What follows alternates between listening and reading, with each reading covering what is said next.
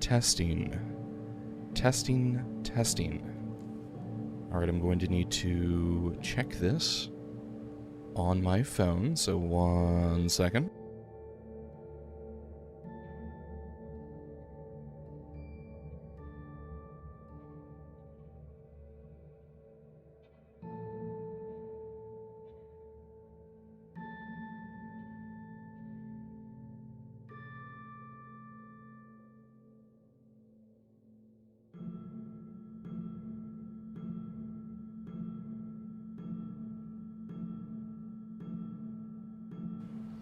Dope.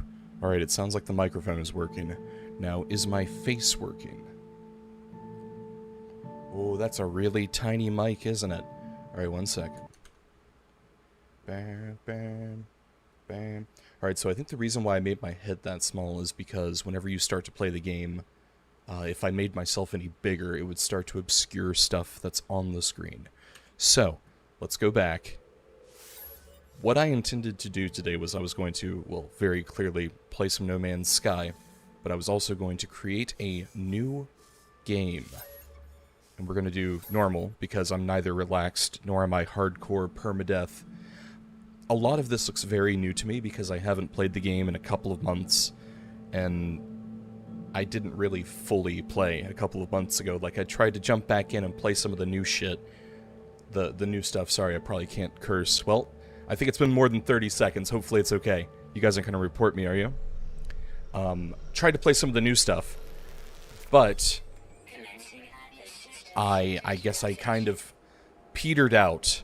It didn't feel that different, but I think a lot of the stuff they added was more in-game, so I just didn't experience it. So, first of all, looks like we're on a slightly warmer world. 121 degrees, though, isn't... That's not heat hazard, is it? I don't think it is.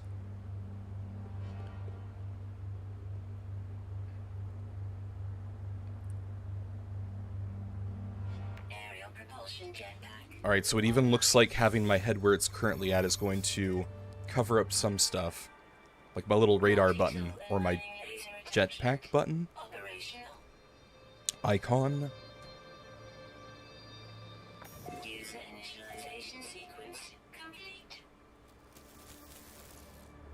This is a dehydrated world. Isolated sentinels, frequent fauna, flora.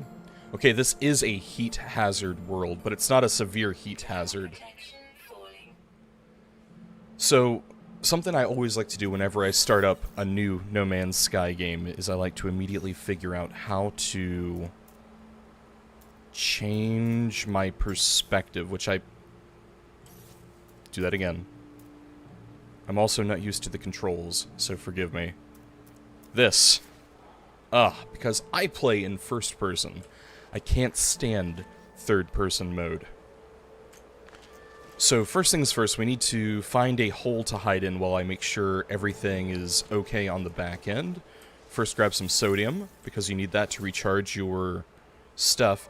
How do I access my menu? It's tab. And then we need to go to exosuit. Hazard protection, charge, nitrogen. We're up to 50% protection. Nice.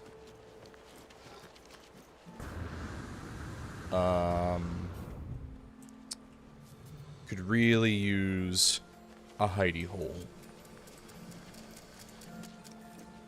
Could be one over there. Possibly. Let me just go ahead and harvest the sodium real quick.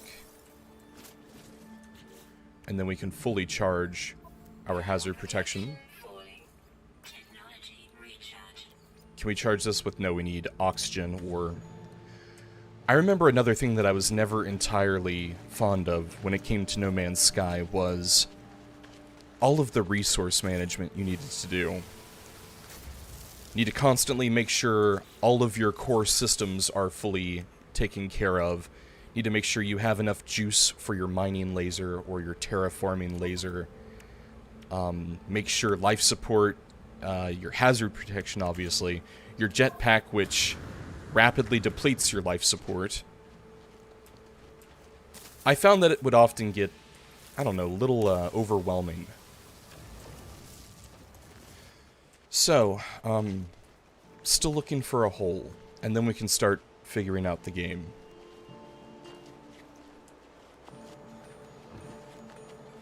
Oh yeah, I was going to change my... Let me grab some of this real quick. I think you can also melee this stuff if you want to save your carbon that goes into the fuel for your mining laser. You know, it's funny, I didn't realize that melee was even a thing for, I don't know, the longest time.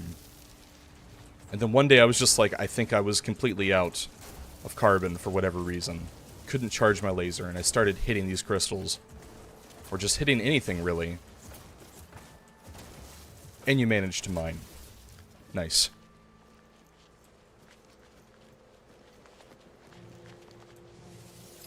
So one thing that is sort of nice, it's that the core game is the same, despite all of the different iterations and updates.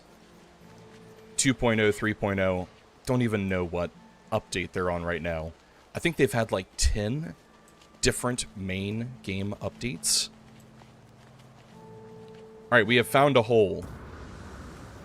And I can't see anything. I hope it's just as dark for you guys as it is for me. Okay, right here, we appear to be safe.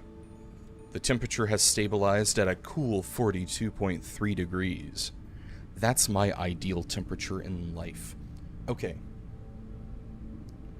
So, let me just press this. And we can take a look over here at my stream, and it feels like I should be bigger, but I don't believe you can move any of the HUD elements, excuse me, around on the screen.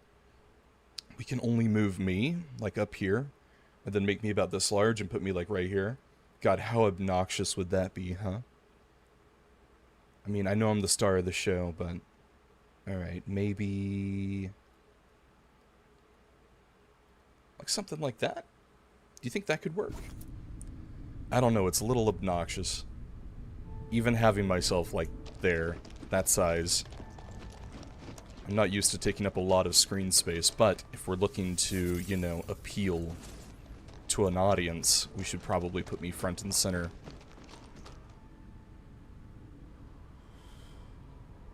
Yeah, you know what, that's fine. Everything can be seen, the important stuff. Oh, and I forgot there's also the quick recharge menu, so X and Z. Z opens your deployable technology and possibly other stuff. X, you immediately are greeted with the recharge equipment option, so we can just recharge our stuff from here.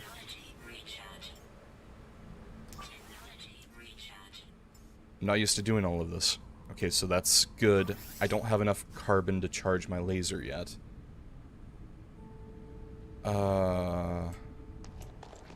Okay, what do I need to do? I need to use the scanner to locate resources.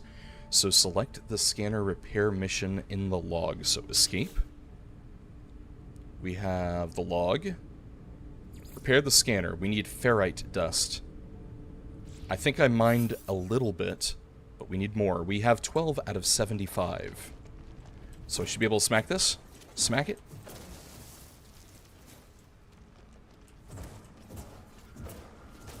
It's a little slow going at the very beginning.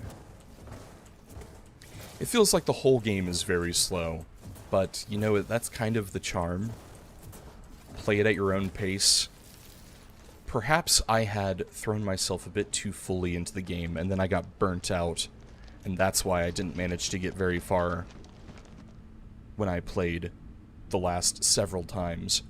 I think I've gotten to the part where you would acquire the frigate, and I don't know, it just kind of... it felt like the main goal of the game just kind of... it's a little unclear. Or it also seems like it's going to take forever. Like, it wants you to reach the center of the galaxy. I believe that's what you're supposed to do. And when you're starting out, like, I don't think I ever even located the center on the map. I don't even think I can access it from here, can I? If you could, I think it would be here. But it's just daunting when you're only jumping somewhere between, like, I think it was 10 and 40, possibly even higher, light years a jump, and you're looking to go thousands of light years. It's a little boring. And, you know, once you've seen, like, your first paradise planet, it's a little... You don't want to leave. What's the point of looking any further if you've found an excellent place? And I think most people probably will find a paradise planet within their first handful of jumps. And hell, that sort of thing may even be easier to find now? I don't know. It feels like there's a lot I don't know. I think I did the raid on the abandoned frigates that you can find in space twice. Once or twice. And that was cool, I guess. I'm not a huge fan of all of the super risky, dangerous stuff. Like, I will do some dog fighting in space. But... Is that the right word? Dog fighting? I think it is. Scrims? Okay, I've noticed I've ventured out into the area where it's hot, so we need to go back into the cave. And sorry, we're supposed to be looking for more ferrite dust. Here we go. Boom.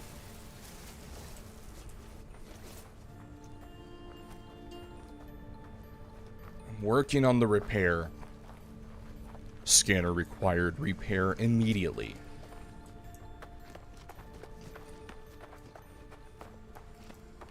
Are we back inside safety yet? No? No, I didn't mean to press that. I meant to press Q. So also in the past, I'll go and talk about all of my experience with No Man's Sky. So I was one of the, are we gonna say suckers? I was one of the early adopters of No Man's Sky. When I first saw it, you know, at, was it at E3 at the time? Possibly? When Sean Murray was showcasing the game, it looked incredible, amazing. You started out on this planet, there were all these dinosaurs, and you were exploring the universe, and it seemed really new, really novel. I couldn't think of anything else at the time that was close to what we were seeing showcased. And I had it on PlayStation 4 when it was first launched, and it did not feel like it was advertised. You know, there was a lot of stuff missing. The multiplayer, you know, Sean was like, you could hook up with your friends in the universe because there are millions of planets, but you probably won't ever do that because the universe is so large. And then you'd start seeing messages on the internet of like, I went to this planet, and then my friend also went to this planet, and it was, I believe it was completely different.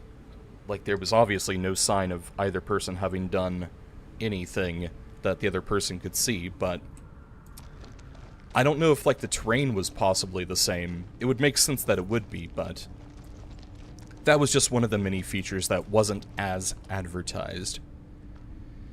So I ended up refunding the game after a very short amount of playtime, and I think a lot of people did. And a lot of us probably got our first taste of, you know, real video game disappointment. And since then, of course, the disappointment has been immeasurable with multiple games. Cyberpunk 2077 being a huge one. Sorry, I'm getting distracted. We need to find more ferrite. Cyberpunk was a big disappointment, but it did... I don't think Cyberpunk was as bad as a lot of people thought. Well, okay, let me rephrase that. Cyberpunk on the PC, for me, with my semi-modern PC, wasn't as bad as a lot of people claimed. Stop pressing Z to mine. Now, the people that played Cyberpunk on the last-gen consoles had a pretty awful experience. I saw a lot of videos and memes and, you know, T-posing going up and down stairs. And that was pretty rough. Very unfortunate, that. But on the PC, you know, like, the modern console, it should have been only released on modern consoles, in my opinion. They should have focused on that. And, of course, they needed more time to polish the game. They just did. You can't argue that that game was a fully finished, finalized product. It was rushed because of pressure from management. We get it. But that was a disappointment. And have I learned my lesson from that experience? No. Not even, like, when it comes to Cyberpunk. I have already pre-ordered the Phantom Liberty DLC, and I'm going to be playing that on my PlayStation 5. Hopefully, I will have gotten a full taste of Starfield at that point, and I will be ready to check it out. There's a possibility I won't have my fill of Starfield. I'm going to be playing a bunch of Starfield, and I'm going to be getting the Starfield Constellation Edition in how many days now? 2 days, possibly? The last time I checked Amazon, it was saying estimated delivery on Thursday. No, I think it just simply said arriving on Thursday. And today, in case you're watching this, and you're wondering what time it is 3 p.m. on Tuesday, August 29th. So, yeah, let me just go ahead and pull that up real quick. My guy's not going to die right here, it's fine. We go to shopping, Amazon. So, one thing that's kind of been weighing on my mind is, this Constellation Edition is kind of pricey. It's kind of pricey. Now arriving Thursday. Can I, like, put this up to my camera? It's probably going to flip it, so you're not going to be able to see it. Nope, never mind, you can't see it at all. Now, however, while it does say now arriving Thursday, we have to remember that there is currently a disturbance in the weather in the waters surrounding Florida. It may already be starting to make landfall. I don't know. I haven't really looked too much at a map. I've just seen, like, the spaghetti plots and the projected forecast. 1 second.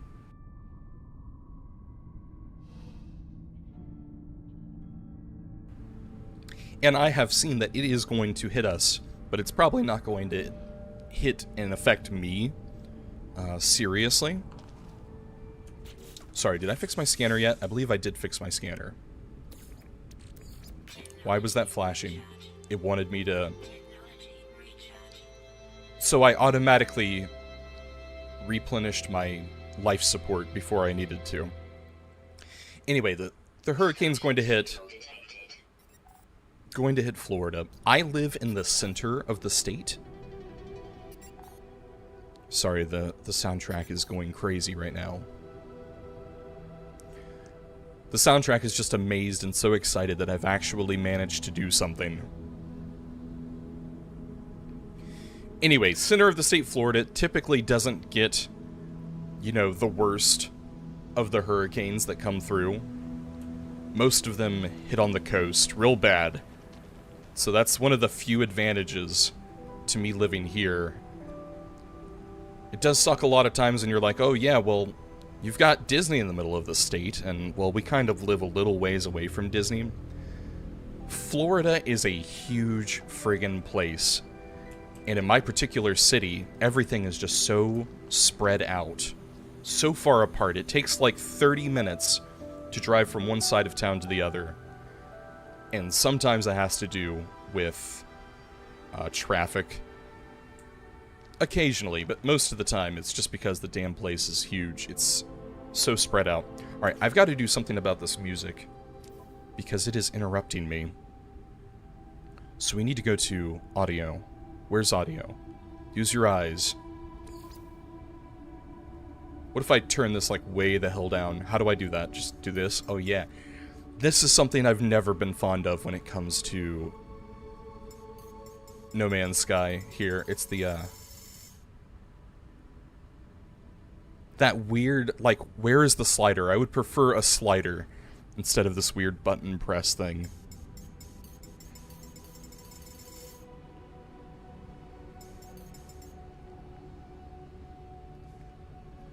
Now see, now that I've changed something audio-wise, I don't know how it sounds. It sounds slightly better to me.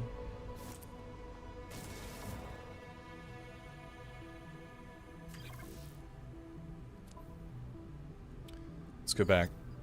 I could probably even turn it down a bit more.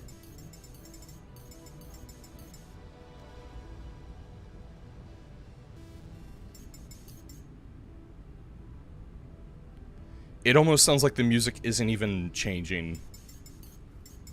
Like, until you get down to the 3 and the 2. Hold on.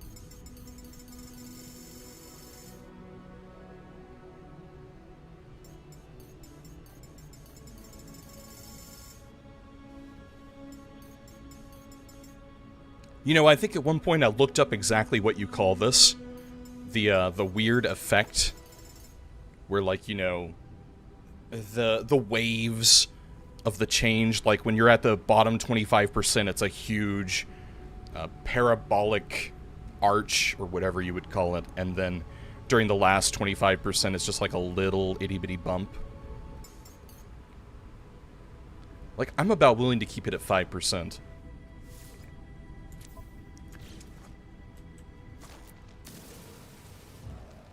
Who really cares about the music anyway? Probably everybody. Or else you're just listening to my voice and the sound of lasers. But something tells me that's fine. You know, I could always just listen to it. Alright, fine, that's what I'll do. Give me a second. Oh, shit! Caleb! Sorry, I just swore. I wasn't supposed to swear. Caleb, so... Hi, I just saw your message. I had no idea. Logarithmic. Thank you. Hello, Grayley. Oh my god, guys. Alright, so, I am so glad I'm now seeing your messages. I've been looking on the right side here, and chat is going from bottom up. Hi. Hi, Grayley. Let's see if you can see my wife as she's walking by in the background. You could! You could see her for 1 second! She's still alive, guys. Okay, so anyways, back to where I was at. I've just been talking to myself. If you guys have been, like, listening and wanting to scream at me, or have been screaming at me, I think I would have seen it. I see 4 messages. Hello, guys. Okay, anyways, yes, again, I'm looking up here. Chat is down here. And I didn't know it until just now. Easter egg. Okay, hi. So, hi, everyone. Welcome. Welcome, welcome. Alright, so, logarithmic was the word. It all sounds good to you. And good, so you guys been... Alright, wonderful, wonderful. How do I change this, though? Because I would love for the chat to be at the top. And I don't want to have to, like... My eyes go top down. I don't want to be looking down here. I'm naturally here. Okay, whatever. Shut up. Shut up, Eagle.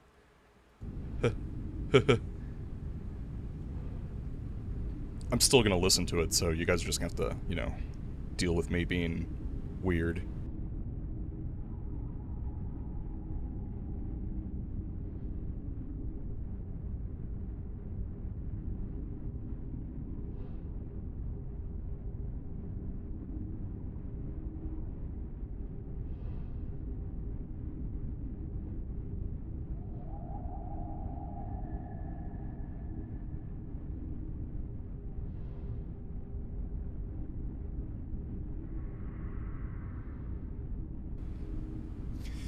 You don't see a way yourself, and you don't know if you can here. Well, that's a bummer. I mean, I could always just, like...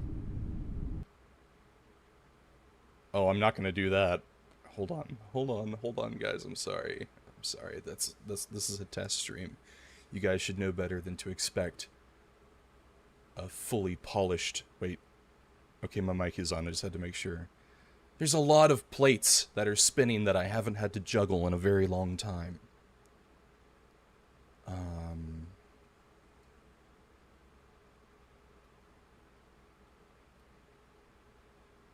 Yeah, I could just, you know, make it a little itty-bitty box and then put it someplace where I can look at it. It's fine. Okay. And I want to see all messages. Did anyone else say anything? Because that was set to, like, top chat. Okay. What even is YouTube streaming? Alright. Well, hey, thank you guys for dropping by. I hope you're all doing well. Wonderful to see you. Alright. What was I doing? Changed it to live chat as well. There you go. YouTube, get it together.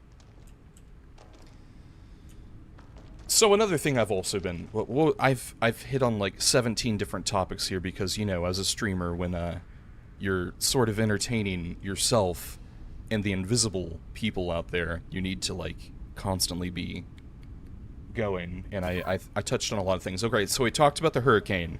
Hurricane's coming. It's gonna hit. I don't think it's going to affect us that badly, but, okay, this is the point that I was trying to make earlier. It's that it's going to affect shipping rates, the shipping times, and all of that good stuff, so I'm expecting a delay, even though, you know, that's going to kill me. It's not going to kill me enough where I spend another $70 or whatever to get early access to Starfield, but, yeah, that's going to suck a little bit. The weather right now is good.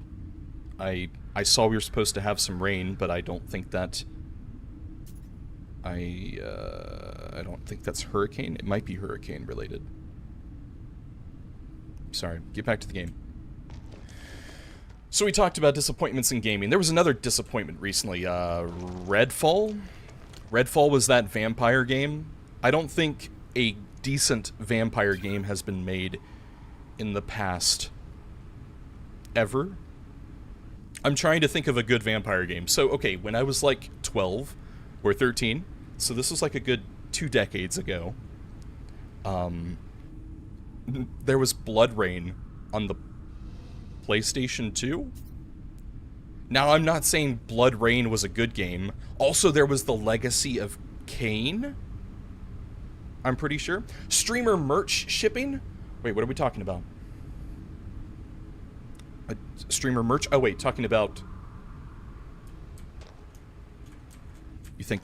Are you suggesting something about me having merch? Me getting merch? Both of those games were games that I played.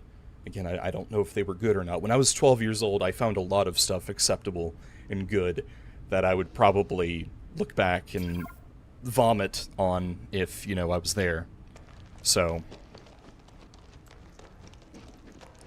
I just remember, like, desanguinating, is that a good word? Exsanguinating some dudes when I played as Kain. Pretty sure you, like, held them up and you, like, sucked all their blood out. Good stuff.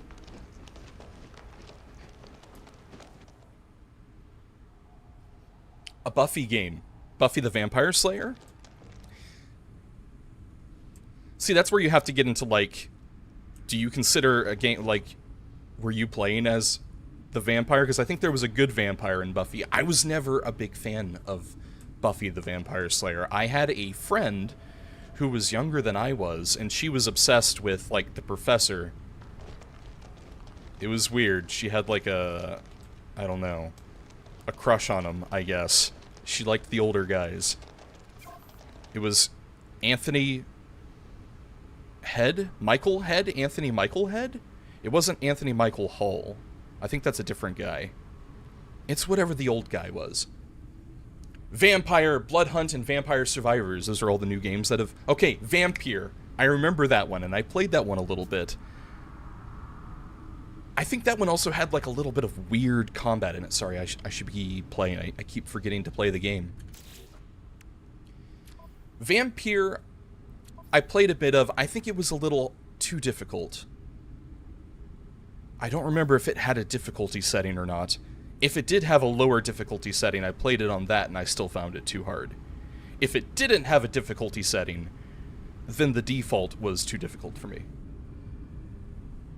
Vampire, you could be mortal. That was interesting. Anthony Head, the librarian. Thank you. Is his middle name Michael, too? Am I going to look this up live? Sure, why not?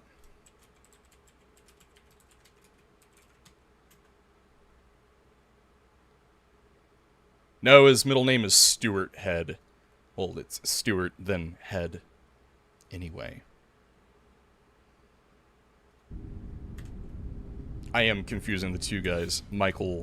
Anthony Michael Hall, and whatever. Anyway.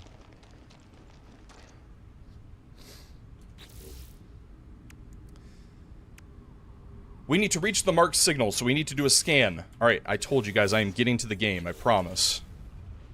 We have done a scan. That's where we need to go. How do I mark that? Do I press E?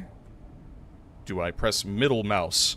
Do I whip my gun out and shoot at the wall where the icon on my HUD is? No, neither of those. None of those are a good option. But yes, Vampire, sorry, getting back to Vampire Talk, was a game that I was interested in, and I did play. I think I played it for free, because I definitely did not buy that one. And I don't know what it would take to experience a good vampire game.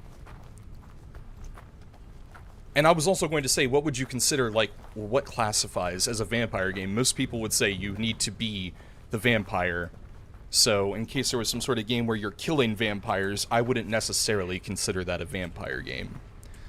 Unless you are a vampire yourself. Anyway. Elder Scrolls, you can be turned into a vampire. And I believe you can drink blood. But, you know, that's a game that has a feature where you can become a vampire. It's not necessarily a solely focused vampire game.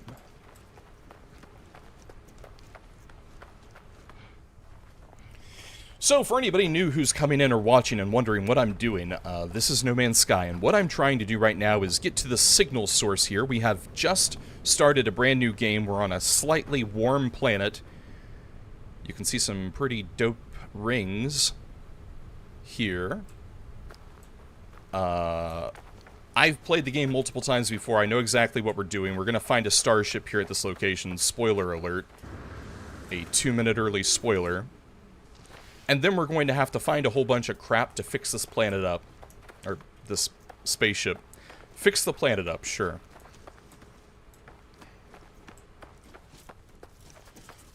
And then we're going to encounter a most likely superheated rainstorm.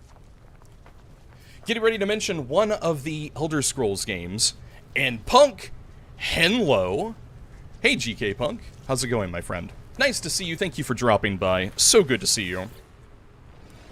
So good to see all of you. So, here's one thing I'm going to talk about real quick while we're just kind of sitting here. Let me do this so I can take a second to gather my thoughts.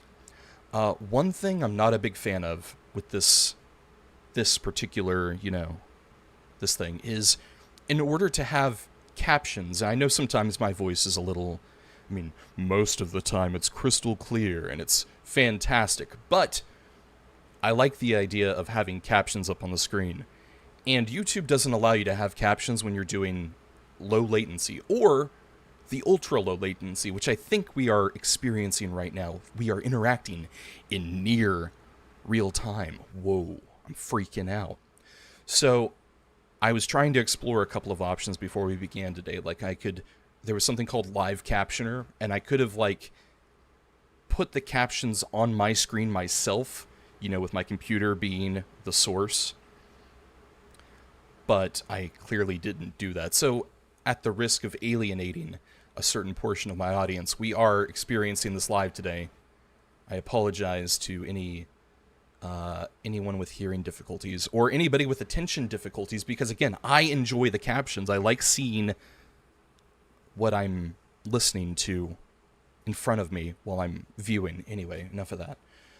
That is one of my few gripes, in addition to, like, you know, chat going from bottom up for some reason instead of top down, which again I have solved by just, you know, putting the chat kind of on my screen. Back to the game. Scenario, iteration, hashtag, or pound, or that's not an ampersand. The ampersand is the and, whatever. 231187661T. Deleted. Boundary separation failure likely. Vessel 16 emptied. Cause Sentinel intervention. Deliberate transfer. Analysis. Fresh iteration generated. Anomaly containment prepared. Broadcast. Broadcast received. Traveler anomaly detected. Anomaly is compliant. Position logged. System integrity scan initialized. Whoa. Also, this is the ship. I don't think I've gotten inside this yet. Iteration. Hashtag 2394829084924924924G online. I think that's us. Dumb question, what game is this? So, this is No Man's Sky. It's not a dumb question, there's no dumb questions. Well, there's a couple dumb questions, like, I'm not even going to entertain what a dumb question would be, just so we don't give anybody any ideas. But yeah, this is No Man's Sky. A lot of people didn't like this game at launch. It's gotten better. It's had a gajillion updates. It's possibly one of the most updated games. Yeah, I think I could say that. Like, certainly well, it's not even primarily a single-player game anymore. It's one of the most transformed games since its launch, I think is good. I think there was another one I was reading about recently. It was this weird Scandinavian game that's been out for like 30 years. And it's like still getting updates, but that's a different case. Nobody's going to know about that. Launch thrusters offline. Okay, so yeah, Punk, the objective of this game, in case you weren't aware, I'm going to go ahead and tell everybody. It's, you're clearly a traveler in the universe, and there is a mystery. Well, there's several different stories, I suppose, and you can choose what you want to focus on. The game doesn't really, rein you in that much. You can do what you want. You've heard of No Man's Sky, but never seen any gameplay. Well, this is it. Let's just recap what we've done so far. We've started the game, you begin on a planet, and there's several different types of planets. I think when you first start the game, they put you on a planet that isn't incredibly, hostile towards you. Like, we've spawned on a planet that's kind of hot. So that is going to gradually deteriorate your life support systems, and you need to explore and gather resources to keep yourself alive. Well, at least you do when you're playing the survival. There's also different modes you can play, like there's a creative, so you can just focus on building stuff. There's a permadeath mode, which we don't have enabled, so if you die, you just lose everything. I think if you die right now, you just respawn at either your ship or a save beacon. But the purpose is you're trying to, the main story, I believe, involves this character named Atlas. And they've left little breadcrumbs for you to follow to try to find them. And I don't think I ever found this dude. I've never completed the main story of No Man's Sky, though I have logged multiple hours. Let's check, just for funsies. No Man's Sky, in my Steam library, I have 390.7 hours. So, this is one of those games that's just, you can put on and you can just zone out. You can go and mine crap, and I love mining in games. That is one of my favorite activities. When I started out, playing sort of online-ish games, RuneScape, back when I was a kid, I was 13 or 14, again, 2 decades ago, I could mine, I could chop trees. That was my jam. I loved resource collecting and then using those resources to craft. Oh man, you could make your own weapons? That blew my mind when I was young. And I'm old and I still return to RuneScape now and then. I do. I never, once I made the transition from the old school RuneScape to, RuneScape 3, I haven't felt the need to go back. I know that old school RuneScape is a niche category that a lot of guys have congregated around. It's huge on Twitch, if you ever see any of those streams. They're weird. It's weird because, it is an old game, but it also has a bit of a social aspect to it, where, you're playing this old game with other people, It's out of time. It's very odd. I find it a bit slow. Anyways, the resource collecting in that was what I really loved. So anytime a game gives me an option to mine or to harvest stuff, I'm all about it. I love it. Love it. So I've gone off on like several different tangents here. Let's go ahead and get back to the game. Launch thrusters offline. Pulse engine offline. I find myself alone on a strange world, unequipped and in danger. I have no memory of how I got here, no sense of it before. But this ship at least seems to recognize me. The controls react to my touch, or at least to that of my exosuit. I'm not dead yet, and the ship is a lifeline out to the stars. You know, as I read this dramatically, I am reminded of a certain streamer inside this room, a Grayley, who used to do these fabulous reading streams. Just something I was thinking about. So, there you go. You've made an impact on the world, Grayley, if you're still here and or listening. Okay. Was that technically us reading the log, or do I need to read the log again? Log. Pound. 49. What the hell do you call that? Crosshatch? I don't think it's called crosshatch.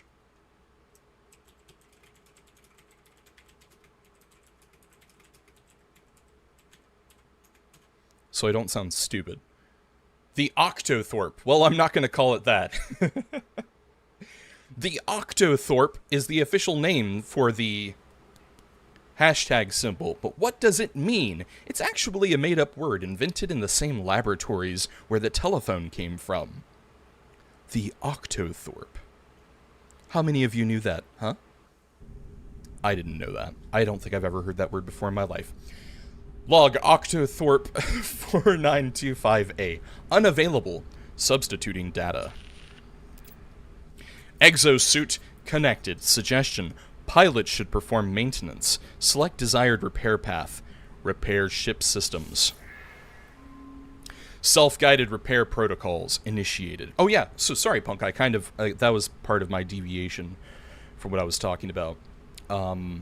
The objective of the game, I think I kind of touched on. You're looking for this guy who's left these breadcrumbs to find him, and I never discovered him. There's also the mystery of getting to the center of the universe. So there's some sort of mystical forces at play that may or may not be related to the primary antagonists in this game, which are the Sentinels, which are these weird semi-sentient robotic life forms. So don't know what the deal is with them. I've never really gotten that far into that storyline. There's also... Okay, so Atlas, Sentinels, what else is there? I think those are the two primary ones. So, getting to the center of the universe takes forever, and you have to perform light speed jumps from, you know, system to system using the stars as navigation points. This game is huge. And not necessarily, you know... It's hard to describe in what way it's huge. Once I get to the actual map, I could start to expound on that. So while there are, you know, thousands upon thousands of systems, the systems don't vary that much. I mean, they've tried to make each planet unique and worth visiting, but, Self-guided repair protocols initiated. Pulse engine critically damaged. We need a hermetic seal and metal plating. Provides space and atmospheric flight propulsion. System is highly damaged and requires metal plating and a hermetic seal to repair. So I know the metal plating is relatively easy to come across, to make, to fabricate, and to install. The hermetic seal is something I think we need to go hunting for. So, we're going to exit, because the game's telling us to exit. And whenever you get out of your spaceship, the game automatically saves. So if I experience some sort of, you know, misadventure, as they would call that in Halo, I should respawn right here. Plus, if I wanted to quit the game, I would start right back here when I start back up again. Super important to always make sure you're saving on regular intervals, because the game's gonna wreck you sometimes. I could easily see that, like, I remember when I first played, the game was very frightening. I think I died pretty quickly. But that was also years ago when I first played this game. So these are little containers that sometimes spawn in these areas. You can also interact with stuff. I don't know if that actually did anything. One second.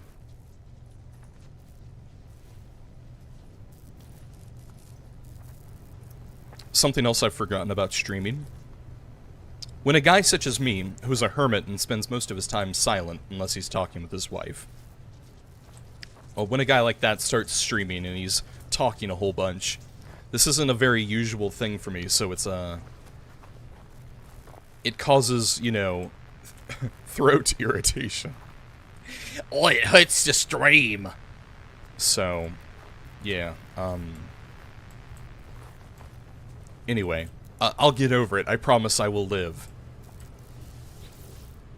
But you guys just might have to suffer through me taking little breaks to rehydrate, to wet my dry throat.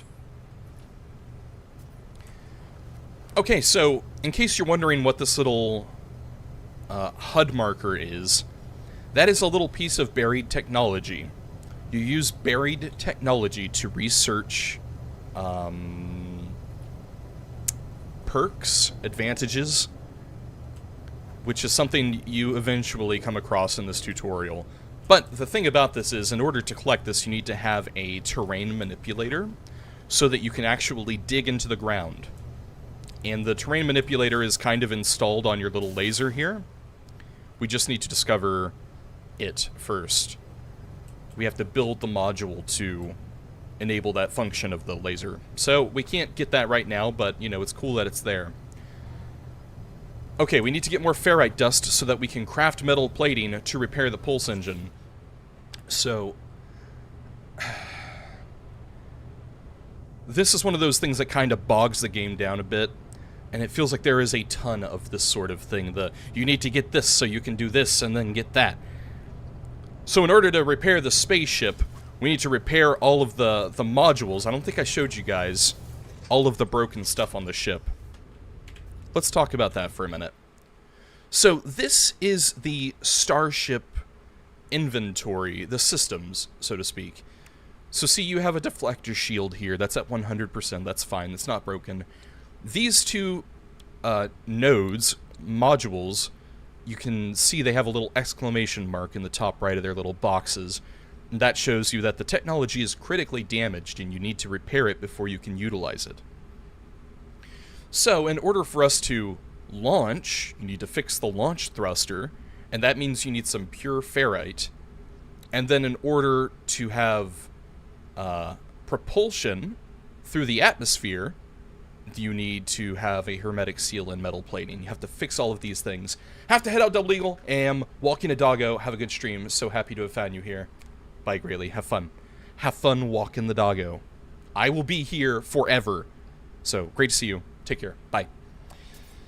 You need to repair these systems in order to utilize them. So, pure ferrite is a refined form of ferrite. So, alright, how do we describe this? So, the main elemental things that you're using in this game are carbon and ferrite. And you can get different forms of carbon and different forms of ferrite. But at the core, you've got ferrite, carbon, sodium, oxygen. I think those are the four main ones that I'm always focusing on, because, like, for all of your shit, all of your stuff, I keep wanting to say shit, like life support, see, you can charge that with oxygen, life support gel, or deoxite. And I believe deoxite is a form of oxygen. 2 parts oxygen or something, that's what it would seemingly imply. To charge your hazard protection, you need sodium. So see, we've already got oxygen, sodium, those are the 2 main ones. For your starship, it requires, hold on. once you're able to charge these things, like, see, this one also requires sodium to charge up your deflector shield. That's something you can actively do while you're in space, I believe. Tritium, I believe, is the... that's what you use to charge your spaceship thruster, I think. And you can make tritium with... it's one of the other basic elements. Possibly hydrogen. Anyway. Enough talking about stuff you hardly know anything about, Eagle. Let's just focus on what we can do, which is collecting ferrite dust.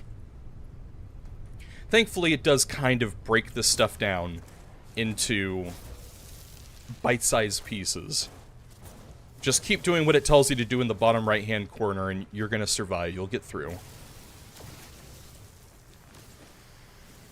Okay, so something else I can talk about is when you're mining things. You'll notice in the top right-hand corner of my screen it says 34% mining beam. Thank you, robot.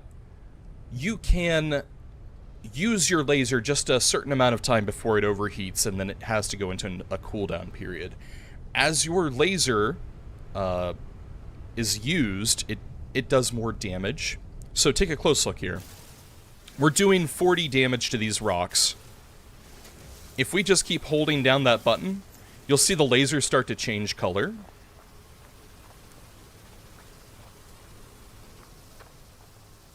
Now it's yellow, and see, suddenly we're doing 100 damage. 86 damage, 86, 90, 94, 90, 90, 100, 100, 100, 100. If I keep using it past that point, it is going to overheat, and I think it has a very brief cooldown. But that's kind of a neat feature of the game. Plus, also, as you can see, it uses the mining beam like crazy. I need to get some carbon, and carbon is the element you can get from most living things. Most living plants, most likely. See, like here. Carbon. We need all of this carbon.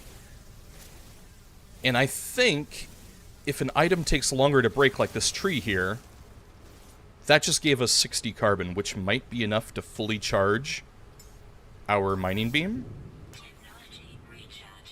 Almost.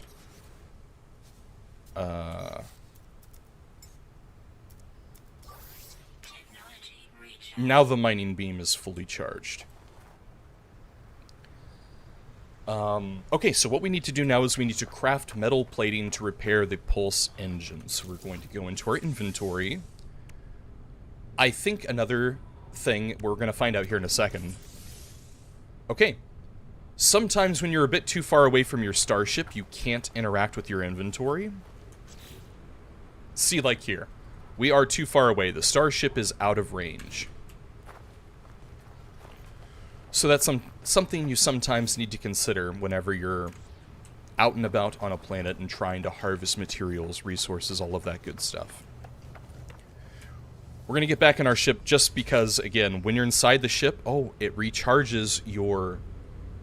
I guess you guys can see this. I have my chat over the top of that. My little red bar on the left, bottom left. That's your hazard protection. It recharges that, apparently, when you're inside the ship. So nice. But when you're inside the ship, again, you aren't affected by any outside hazards. And I believe that works even if you're inside a busted ship like I am. I think the ship can be more critically damaged, but I don't think the integrity of the cockpit, I don't believe it being compromised ever affects the ability of it to sustain life, unless you're in space. And if you're in space and your cockpit gets busted up, I think that has more to do with the health of the ship itself. If the health of the ship goes to 0, then it explodes and you respawn. I don't really know how that works if you respawn with a broken ship, then you need to figure out how to fix it yourself, or... I'm too good. I don't think I've ever been in that position. So, okay, sorry. Get back to the game. We're going to install our sheet metal, our metal plating here. And the component has been repaired. Iteration numbers. Functional. Starship critically damaged. Vital ingredients missing. Unable to synthesize required components.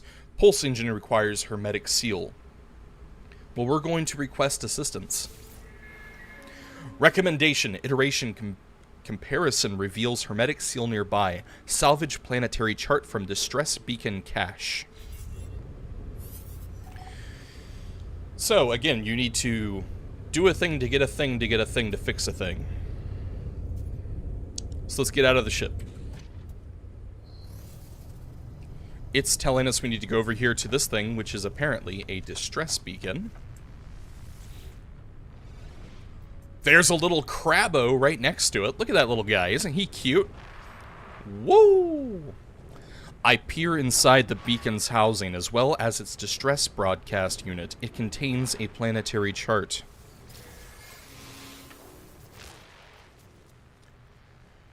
So, we have a chart. We need to open the inventory to view the data. Here it is. We have 1 out of 40. Plot route. Navigational data received.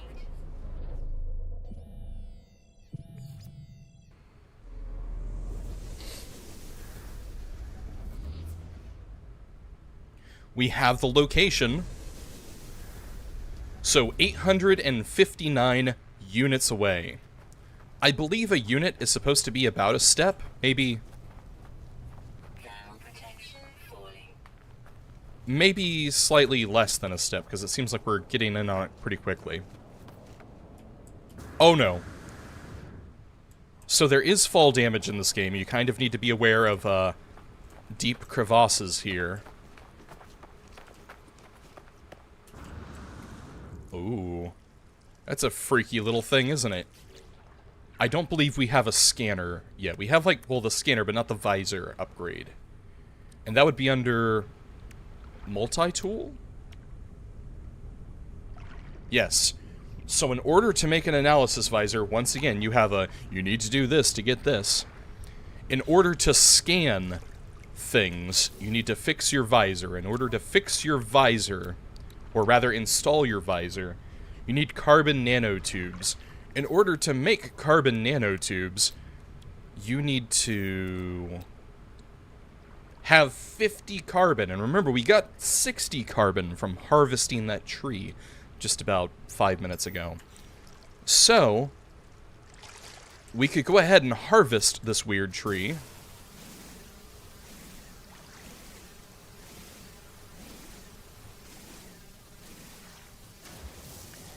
And by the way, I'm pretty certain that repairing, or rather installing your visor in the first place is part of the tutorial that we're experiencing now. This is kind of a tutorial, up to the point where you launch off the ship, or the planet. Because, you know, if you don't tell the player how to play the game, they're not going to be able to play the game. Alright, so we have just made carbon nanotubes. So now we should be able to go over to our multi-tool, select an empty module spot, install technology, analysis visor, which we do have the required parts for. We just click here, and it adds the required component, and now we have an analysis visor. As you can see, it says hold F to operate and press right mouse or whatever button you're playing on to zoom. So, I should now be able to do this. There's a storm coming. Wall of flame. So, something like this is why we need to hide. We were going to scan that, but during these super weather events, it becomes difficult to stay outside. It's going to start to become very hellish very quickly. And again, this is part of the tutorial. I've experienced this every time I've started a new game. And I also notice it's starting to get a little dark in here. Darling, can you grab the light remote above your head? Yep. And then you can hand that to me. Thank you. Oh, is it raining right now? Hey, let's just see what different colors look like on stream, just for fun. Oh, nifty. Oh, super nifty. Oh no, it's green, so I just kind of... My giant white-ass head That's red.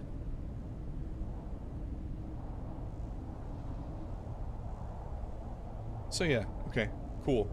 I like it. Sorry, I don't have one of those super cool streamer light setups so you guys could like screw with it and make me look all different colors.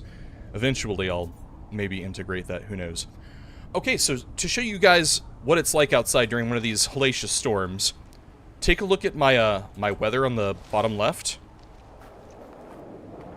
Suddenly it's 198.9 degrees. You'll also see my hazard protection, my life support, above my life support, which is the hazard protection. It is rapidly falling, as indicated by those little 3 carrots there. That's telling you you're an idiot and you probably need to get back inside the shelter immediately. And see, whenever you're inside a, you know, a environmentally stable place like inside a cave, the temperature has gone back down and my hazard protection went back up. So, when you have the terrain manipulator and you happen to find yourself in one of these hazardous environments, you can immediately build yourself a nice little cave, no matter where you're at, and then seek shelter underground. The weather, this sort of superheated thing, it also, like, I think it accounts for being inside a cave and there being, like, a hole over your head. So, like, while this is a cave... Oh. See? I'm in a cave, but there is a hole overhead, so it accounts for that. And it's like, oh, yeah, you're gonna die here. Well, see, also, again, look. It's now 2 carrots kind of slowly going down. And now it's down to 1. So now we're more or less back to the normal range of the climb on this planet. The climate, the regular weather. So, also another thing you may have noticed there is you start the game with a jetpack, and this is something that you can improve and upgrade as you play. Eventually you can, you know, adjust how long you're able to fly, I don't think you can really adjust the height. That's more or less determined by how long you hold down the spacebar, and, you know, so things that affect the duration of your propulsion can affect things like that. So, if you find yourself inside a super deep hole for whatever reason, I think whenever you're up against the wall and you try to use your jetpack, which again, this depletes your life support typically, as you can see by the rapid carrots going down. I don't think it uses any life support to do that. So, sorry, back to where we were. We need to go over here. We're still 600 units away. Let us recharge our stuff, if we can. Our life support. And our hazard protection. And our mining beam. Because why not? Okay. Oh yeah, and I was going to show you guys the analysis. So we press F, which enters the analysis mode, and then we select left click. You left click and hold it down, and see, this has been discovered by, in the top left up here, discovered by me, Double Eagle, on today at this time o'clock. And it tells you the things that you need or can get from this. It tells you all about this object.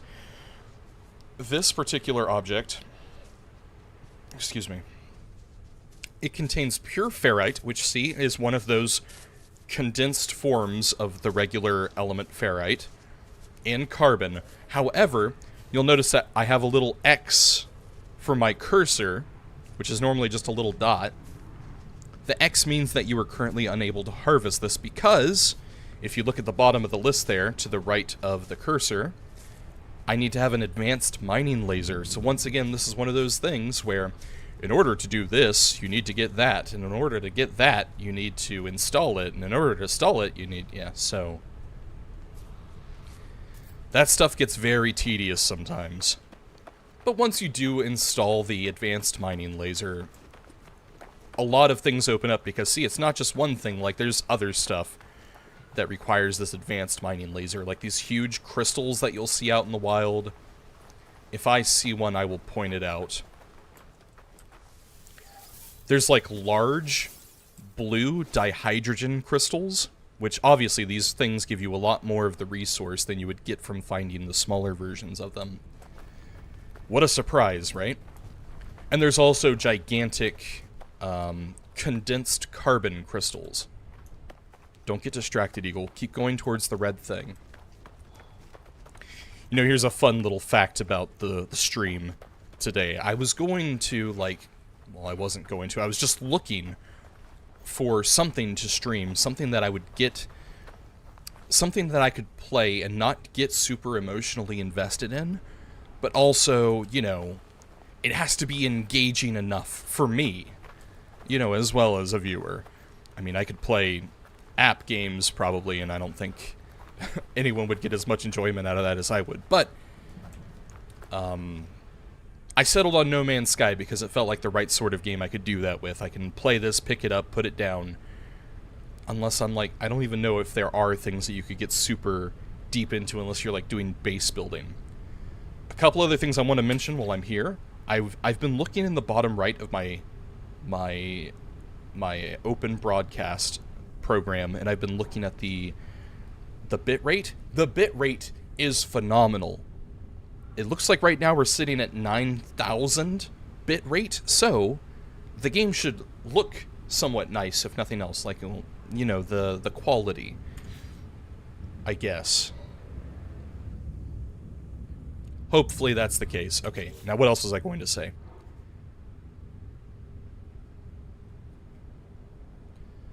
I also, in addition to scanning plants in this game, you can also scan the creatures that you find if you press the right button.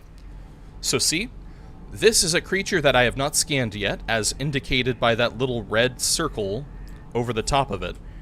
Once we get close enough, we're able to engage a scan. And we can see that this is an elderly E. Lycozoburus. And another interesting feature of this game is, I believe, if I figure out how, we can see this creature under our discoveries, and we can rename and upload this creature to their servers, I guess. You can also see if we complete this, if we find every one of these creatures on this particular planet, we can receive a large number of nanites, and nanites...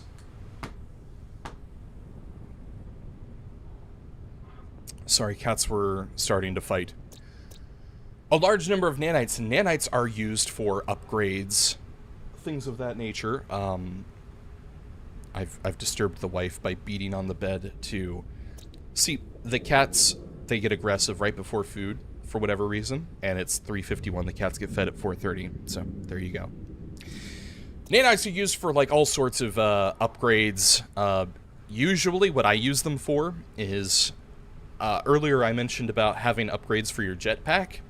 You can get jetpack upgrades, you can get starship upgrades, you can get laser upgrades, you can upgrade the weapon that you hold, the pistol itself, you can change that into a rifle, you can get a legendary pistol, which has more component slots. You can even upgrade your current pistol, so if you're playing some sort of weird, torturous, self-imposed restriction where you can't upgrade your starting weapon, you can take this laser pistol, your multi-tool, and you can buy additional module upgrades that expand the amount of crap you can have installed. See, I have a couple of technologies here that I haven't installed yet, such as, I think this is, yes, the personal force field. And then there's the bolt caster, so it's like, you can use the starting laser to damage enemies, but you can also use a bolt caster, which, as you might imagine, does a bit more damage than a regular laser. I've never found too much reason to go for a bolt caster over a regular laser, but some people may want to do that, and you have that option. There's also a couple of other technologies, I believe, that you either discover or have to pay for. So, like, I think there's a gravity ball weapon thing. I know it's taking me forever to get to these coordinates that aren't very far away, but I just keep getting distracted. Wait, let me do one more thing. We're going to scan this creature.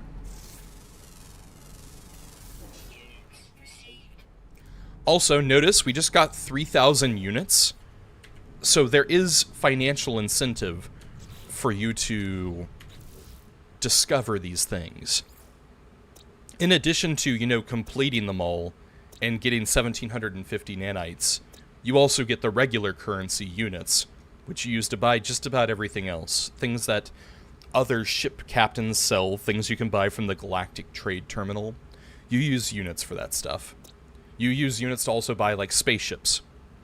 And you can get millions upon millions of units. I remember at one point I was trying to optimize trade routes, where I would hop between, like, 10 different galaxies, or not galaxies, 10 different solar systems, whatever.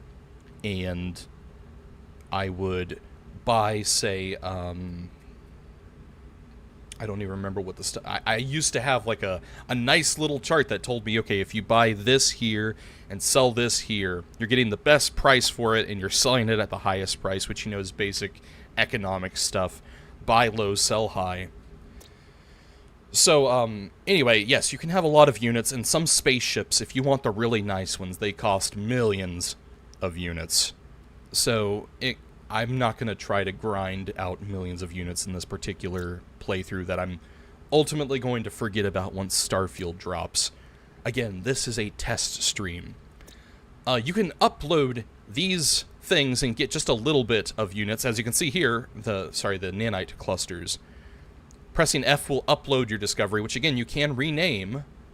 So I can call this one here, XXX. For a second, I could have swore that said autism. That's autisium. Okay, anyway. This thing looks like, you know, a spider and a crab. We're gonna call it a if we can get our caps locked in. Spyrab?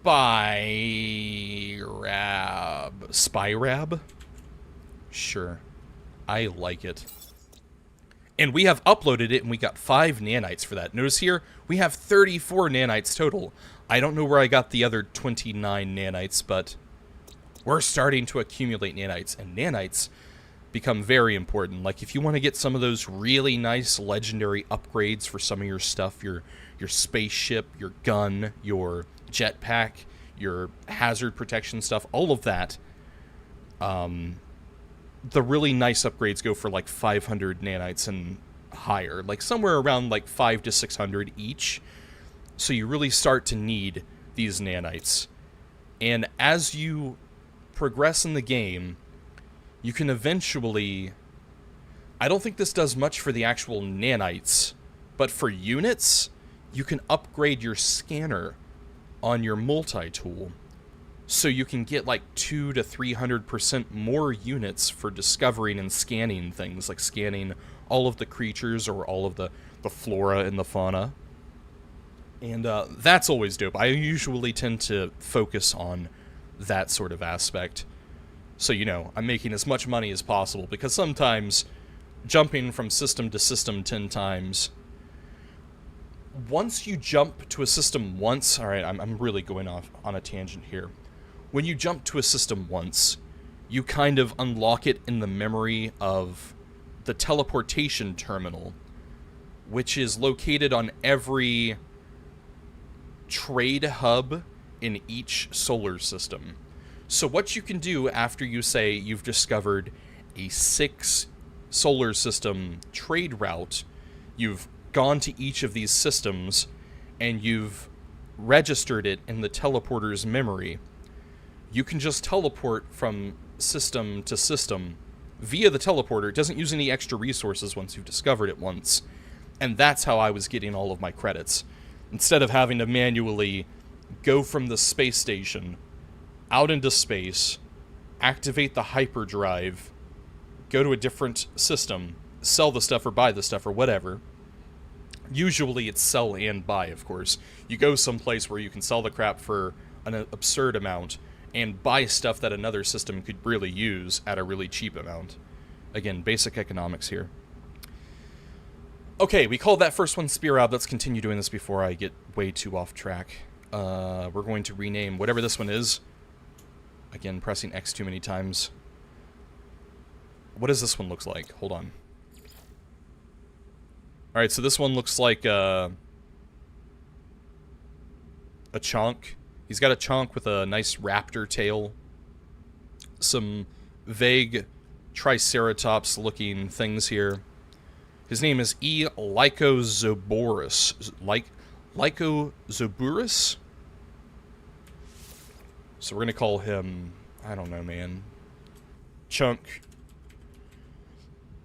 tail. Chunk Ridge Tail. Chunk Ridge Tail. What a good name. Boom. And we got 5 more nanites. Super dope. Most of the time, I'll be honest, I don't bother naming this stuff. You can just upload its normal scientific name, and it's fine. I have spent so long sitting here yapping that my hazard protection has dropped to 34%. Thankfully, I collected a lot of sodium earlier, so we're still good. Recharge, life support, oxygen. Done. So where was I going? We're going this way. Guys, I promise it doesn't normally take someone an hour and a half to get to this point in the game. Thermal protection falling.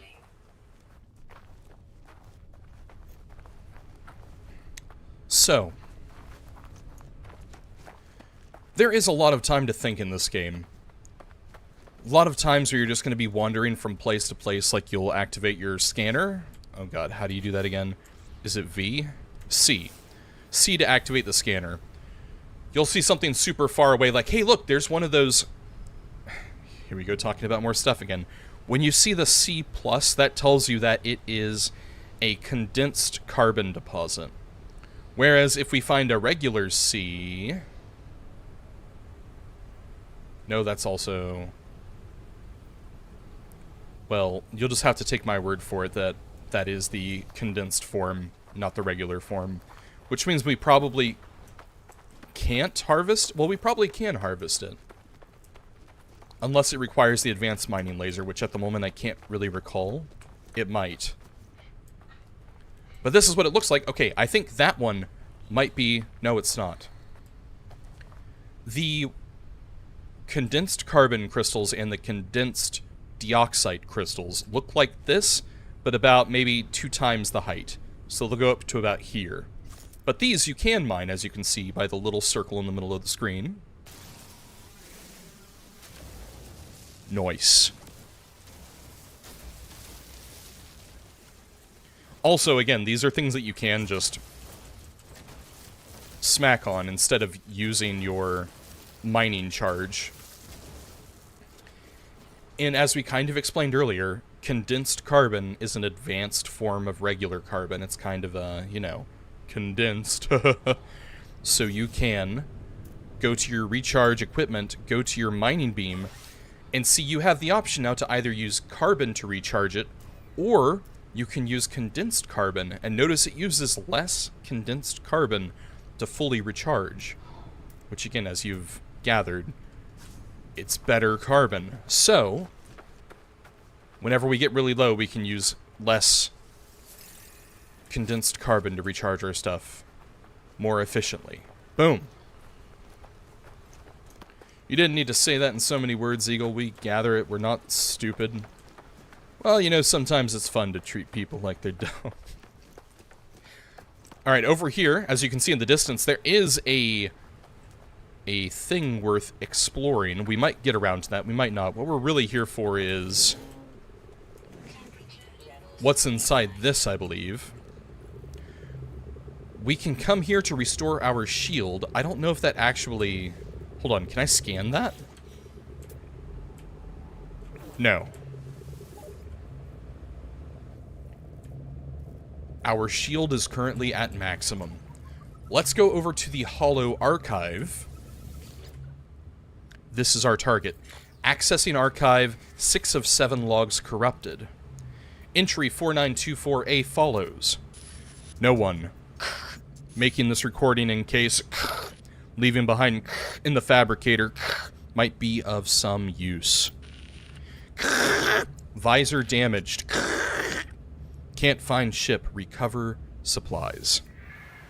The log finishes and the machine whirs to life, spitting out supplies. I have the hermetic seal I need to repair my ship. Whoever it was that led me here, whoever left this message, perhaps they found themselves in the same situation as I do now? Question mark? So we have received a hermetic seal. I believe we also found the blueprints. See, we can also make our own in the future should we ever need one. And that requires 30 condensed carbon, which we did happen to harvest. And we now know it is indicated by the C+ whenever you're looking at things through your scanner, or after you have scanned. But we're not going to make another one, we just need one. So, if we think back, that enables us to repair what? Was it the thruster, or was it the launch? Launch thruster, or regular pulse engine? I don't remember which.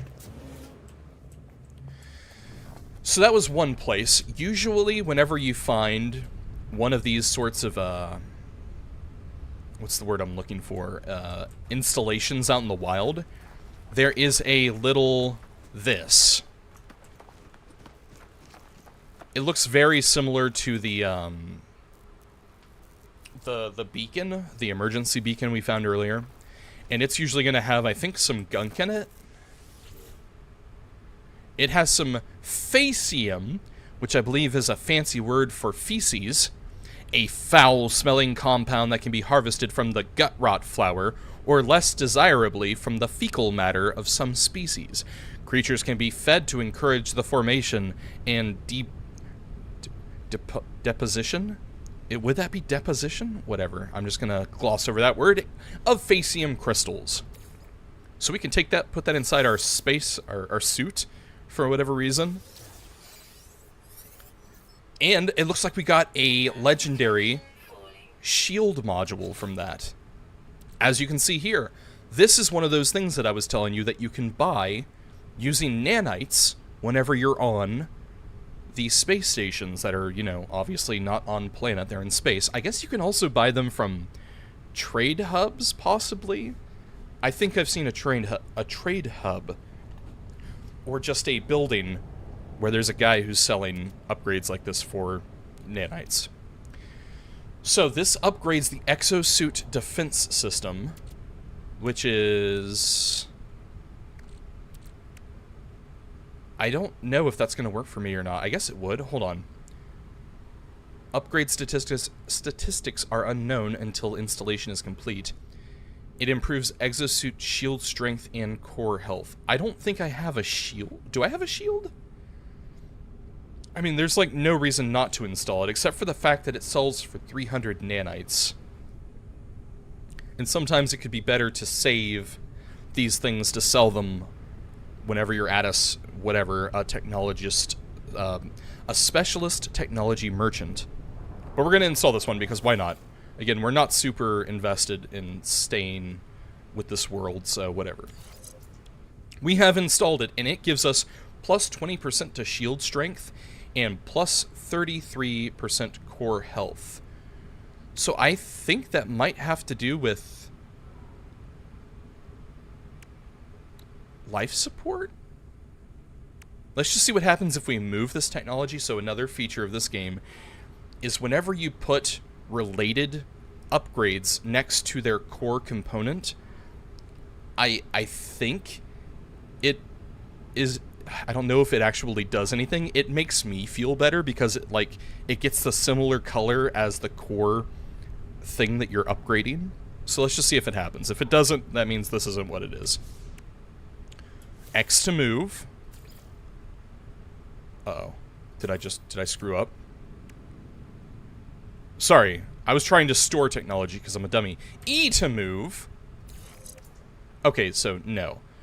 if this was a connected component, like, for instance, if it did benefit life support, which I don't think it does, I think it actually needs a shield, which kind of looks like the icon that this module has. They would both develop a border around the icon that would be the same color. Anyways, enough of that. Let's just make sure we don't have any sort of... No shield item. So the next thing I was going to do is I was going to go inside this, and then we're going to go to the left here. Was it the left? Or there it is. Looks like a big spaceship. And we're going to go check it out. You know, honestly, now that I think about it, I don't know if there's any point in us going over there to the spaceship besides to, like, activate the nearby save beacon. Because whenever you discover a giant ship like that, this is something that I know from prior experience, there's going to be a ton of cargo containers buried around the ship because, you know, it's a crashed spaceship. All of its stuff is in the surrounding ground, and in order to excavate these things, you need to have the terrain manipulator so you can dig down into the ground and excavate the cargo bay door or whatever, so you can get inside and get to the yumminess that is contained within. So, until you have the terrain manipulator, there isn't much point in going there, so we're going to skip that for now. Because that's just going to take me further away from my ship, and there, again, I'm going to get there and be disappointed. We will eventually unlock the terrain manipulator, probably within the next hour and a half if I keep going as slow as I have been. Otherwise, it's probably like 20 to 30 minutes away. The hell is that? That's a freighter, apparently. So I've never seen that before, where the game highlights a freighter that's currently in space. Can I, like, zoom in on that? What did I just do? Analyze objects for rewards. Okay. Yep, got it. So the game is trying to tell us how to do things we've already been doing. Ground protection falling. Units received. And now we need to locate our starship. Alright, see, this is where it's trying to teach you how to play the game. So we press C to scan, and it's probably going to tell us that our starship is over here. And I think I can tag it. Press E to place custom marker. I don't think I'm going to do that right now. I think that sort of thing is only useful if, you know, you're trying to get to a location in the distance. Which I am, but I think my ship is kind of obscured by some stuff. It's a little too far away. Though, I mean, I could, like, for instance, say I wanted to get, like, way over there. So if I press E, it should put down a beacon.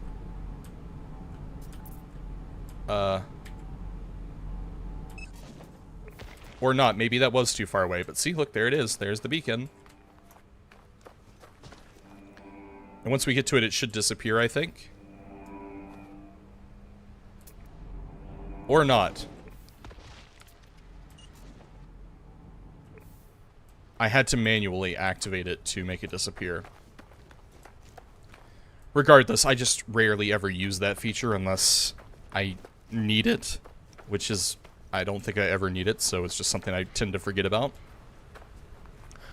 On our way back to the ship now, had we been playing this game at a normal speed, like a normal person, and not like somebody who's streaming, I think the way it typically works out is a normal person would get the message, you need to go here to get the hermetic seal. They would run and get it immediately, and then on their way back they would encounter that superheated storm, or whatever sort of storm that corresponds to the type of planet they're on, whether it's a toxic planet, or whether it is a radiated planet, a superheated planet, or an icy planet. I think those are the 4 general types of planets you're bound to discover. Radiation, toxic, icy, or hot.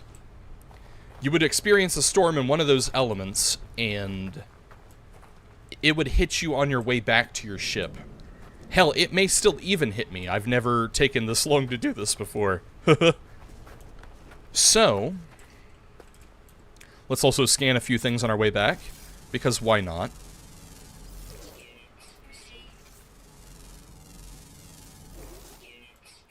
We've also got another couple of monsters here we can scan.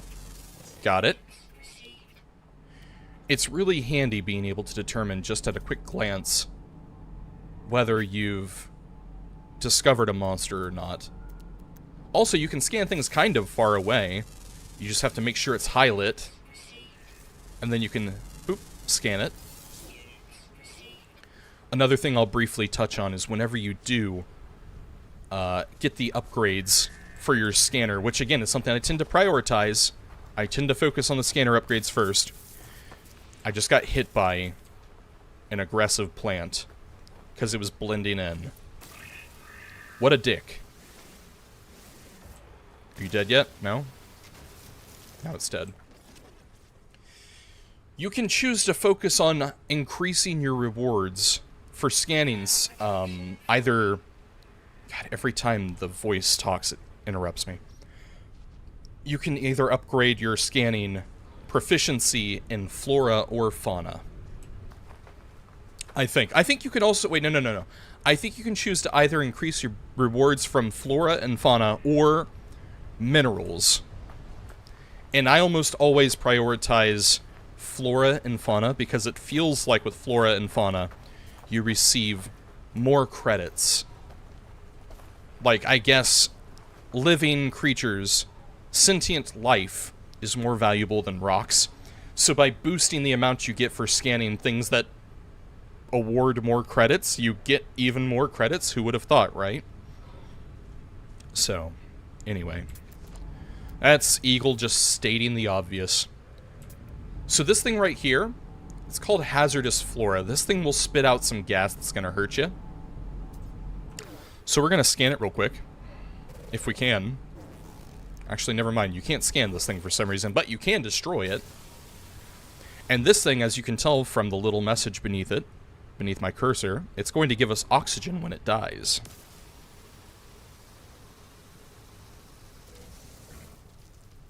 Not a lot of oxygen, only 10 here, but usually those things come in pairs or clusters. Like, if we go down in here, we'll probably find another one.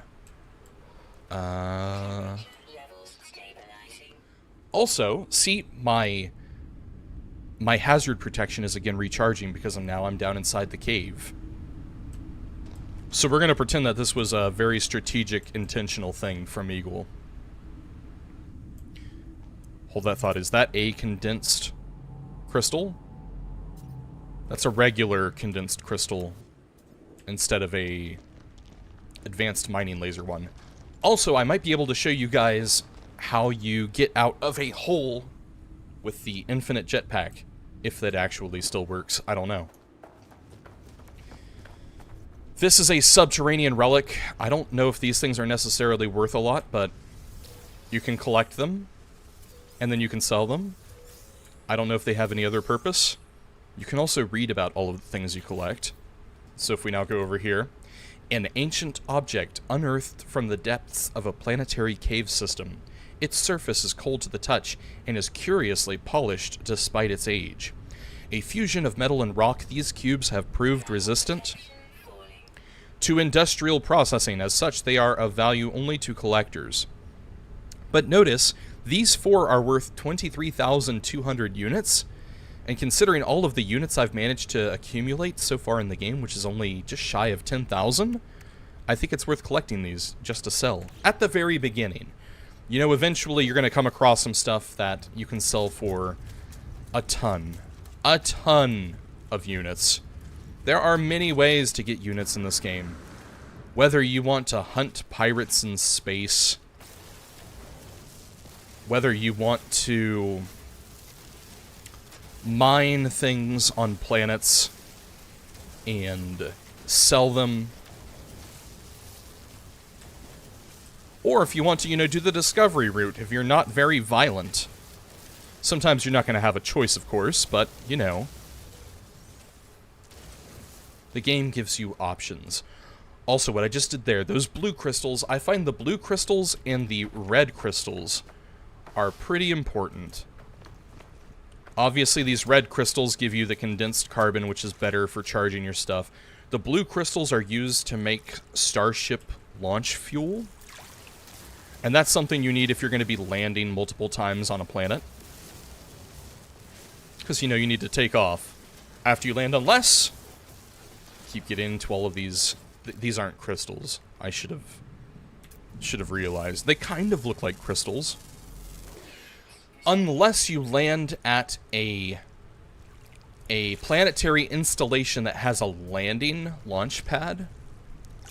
And in that case, I don't believe it uses any launch fuel. It kind of provides the boost you need to take off. 24 crystals. Yum.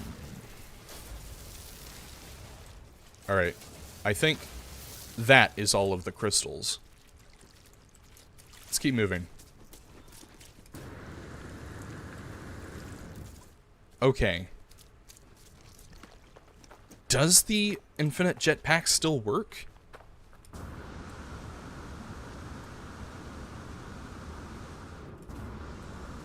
It might work, I don't know.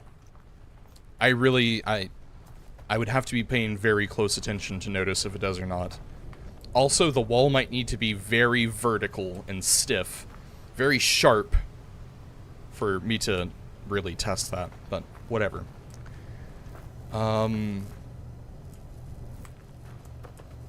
Okay, well, we're back. We're back at the ship. Let's hop back in. Recharge our hazard protection, and we can also... Can we access... Yes, we can. The recharge equipment thing from here. So now, I guess the recharging menu is context sensitive. So since we are now inside the ship, we press the X shortcut key to look at our recharge, and it shows us the deflector shield, which is our spaceship's shield. And we don't need to charge that right now. But if we were outside of the ship, it should go back to normal, yeah, all of our other stuff. Is that Penny? Hello, Penny. I saw your message instantly, hopefully. Hopefully there was almost no latency there. But yes, this is the real Eagle. Are you the real aging FPS?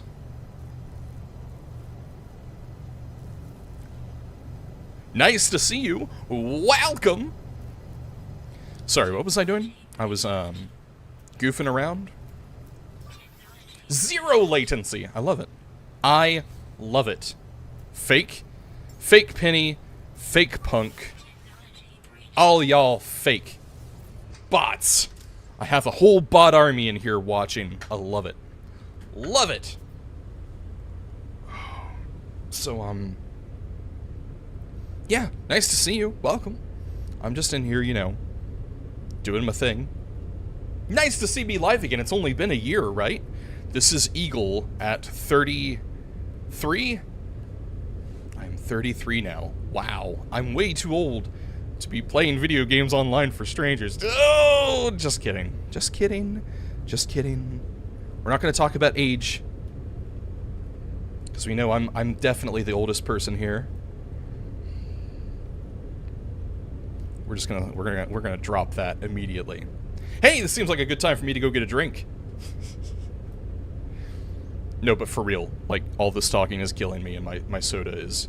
It's not soda, in case you're wondering. This is Energy Tropical Punch. Can I hold that up so you guys can read it?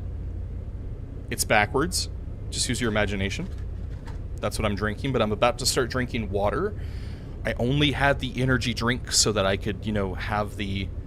to actually press the go live button. Okay, whatever. Whatever. Add me into auto live streams in Discord in the morning. You're probably getting ready to go to sleep. Thank you, Penny. In case you need to go, you're amazing. And I, speaking of streamers, am looking for... My finger is bandaged up. Ignore that. I'm looking forward to your birthday stream, which is going to happen very soon. Sorry, your not birthday stream. I've been reading. Okay, I will be back. I'm going to get some water. And again, if you have to go, great seeing you. Love. Okay, let's go. I press this and this to mute myself and hide my camera. Hopefully.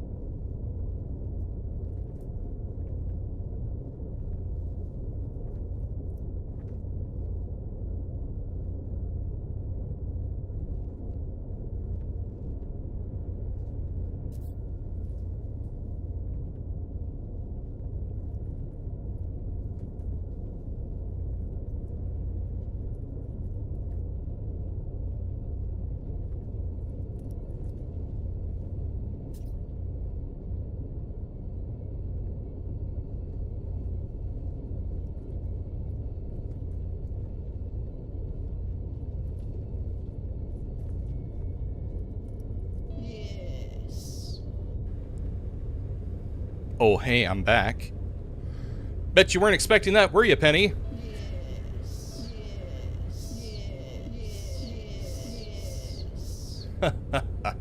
There are only a handful of these that I have set up. Because yes, I am using the Stream Deck again because I've moved everything around.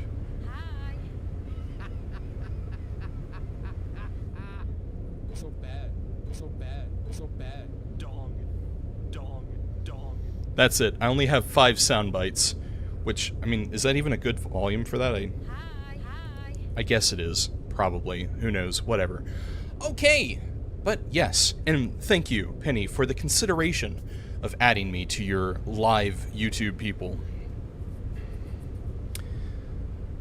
I don't think I ever realized you could zoom in while you're in the cockpit before. Can you, like, look around? No, you can't. You can not. Okay, we can now fix our pulse engine, which provides us atmospheric flight propulsion.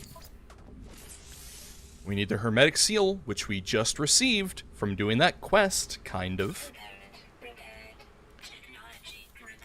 It's fixed. It's good to go. Now we need the pure ferrite, which, again, guys, it's doing that thing where it's like, if you want to fix this, you need to get this, and if you want this, you're going to have to craft it, because you don't have the means of harvesting that straight from its source yet.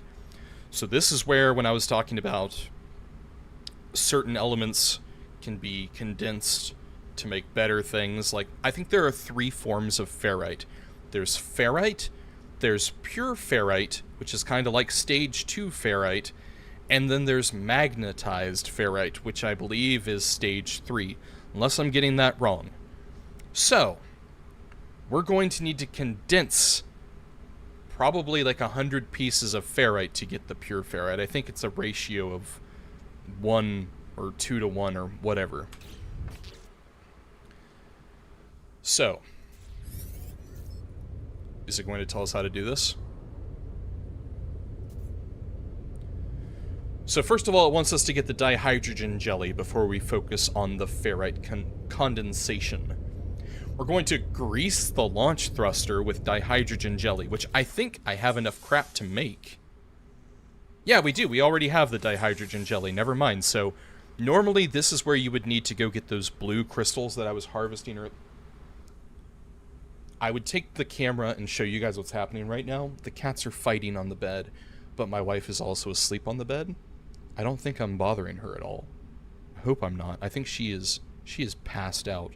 This poor thing has been so tired lately. Hey, be good. Stop it. Stop it. Be good. So, anyways, I just went on a very long tangent there. Stop fighting. My heavens. Okay. See, this is why Eagle needs a nice big house. Nice big apartment. A nice 2-story apartment. Ideally, here's what I want. I also need to remember to possibly add myself another screen so we can just focus on me. Like, maybe get a nice background. Like, maybe my intro. Hold that thought. I'm gonna do some stuff live before I forget about it. So, hopefully you guys can still hear me right now. I think you can. So what I want to do is I want to add... Am I using a green screen? No, I'm not, Penny. 1 second. We're going to add... Oh, boy. Video capture device. Add existing. This... Hey, look, it's me. My goodness. Yes, I am using NVIDIA Broadcast. Look at my bald-ass head. And my smattering of hair that is growing. And then I'd probably want to, like, put something on the background. Like, you know, music-wise, so it's not just, you know, looking at me, and it's very awkward. But then we have to worry about finding something that's copyright free. Use Me, Volume 1. Copyright-free synthwave? I don't know if that's necessarily safe to use or not.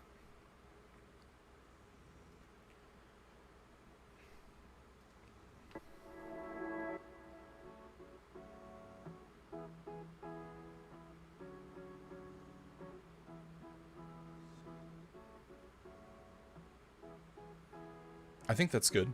Sorry. Works really well. Yeah, okay, so, let me go back and look at my settings. I have the NVIDIA broadcast icon in the bottom right. I am going to need to turn that down just a bit more.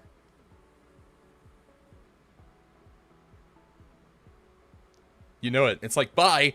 Like, I'm so afraid. Like, I said the S word in the first 5 minutes of the stream. Hello, Jeff. Nice to see you. I said the S word, and I was, like, worried. I was like, oh, man. I think it's only in the first 30 seconds, but that only applies to videos. I don't know about live streams. I'm probably going to get busted either way. We need to go into transform, flip. Here we go now. Vertical would probably be upside down, so we want horizontal. Yes. So now it looks like I'm looking over where the chat is.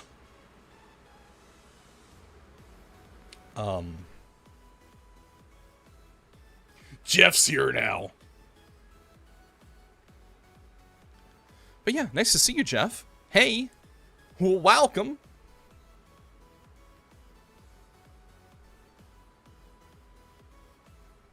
It still feels like the music is too loud.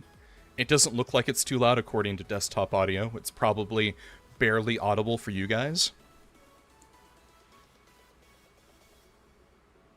You may not be able to hear it at all. I don't know. Whatever. I will find out when I watch the stream back later.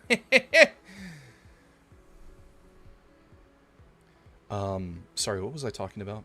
Oh yeah, I was going to look at my NVIDIA broadcast. So when I open up NVIDIA broadcast and I go to camera, I don't know if it's going to let me mess with this live. All right, you ready? You guys are going to see what's behind me if I did this right.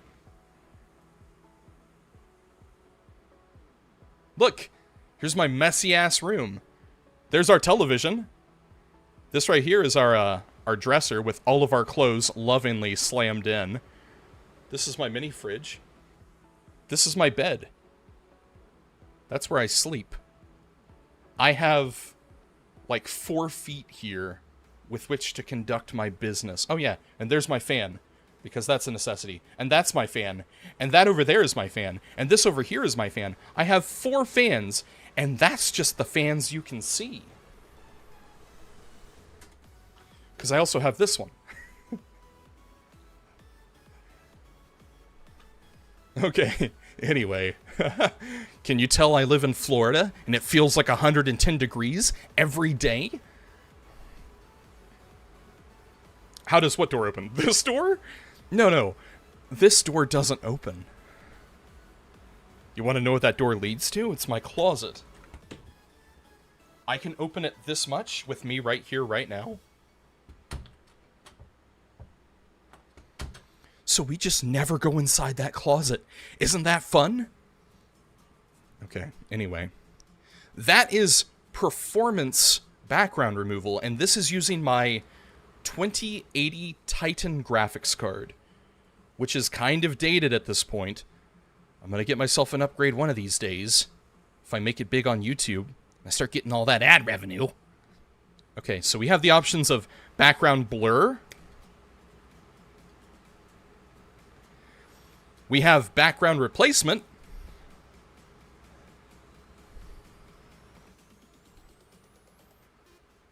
Background removal, which is the one you guys have already seen. Auto frame, which is probably just going to track my face.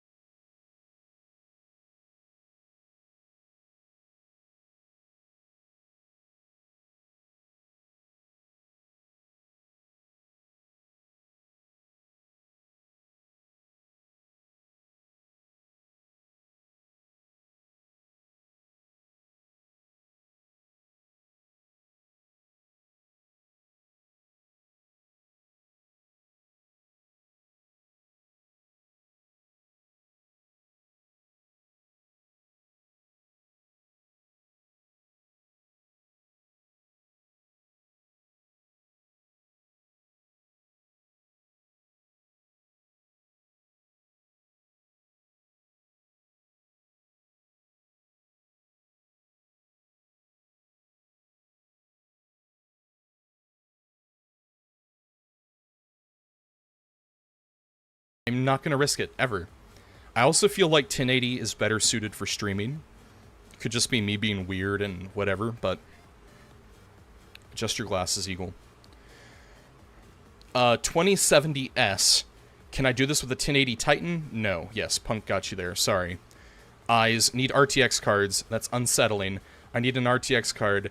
Now I'm forever 1080. The eye thing was unsettling. It was pretty weird. One day I'll probably screw around with that. In fact, I think... Okay, so the camera, I'm using the Logitech Brio. I don't think this really matters.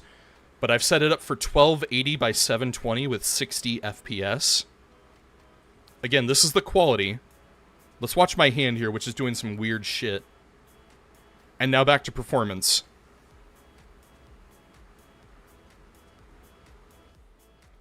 I'm just going to leave it on performance. Okay, now that we have gotten Eagle having fun out of the way. Also, one other thing. With this NVIDIA broadcast, it has 3 different settings. One for camera, one for speakers, and one for microphone. I never mess with the speakers setting, but as you can tell, I'm using the camera one. And I also have the microphone engaged, which currently is doing noise removal. I think it's doing okay with the noise removal. You guys probably can't focus that much on what's going on in the background. But of all of these fans, I have 2 of them going right now. Like, I would love to have more, like one pointed directly at me. But, you know, that would almost definitely screw with the microphone. But I'll go ahead and show you what it's like when I turn off the noise removal. So it's currently on at about 50% strength. And now it's off. It doesn't look like it's super noticeable on my monitor.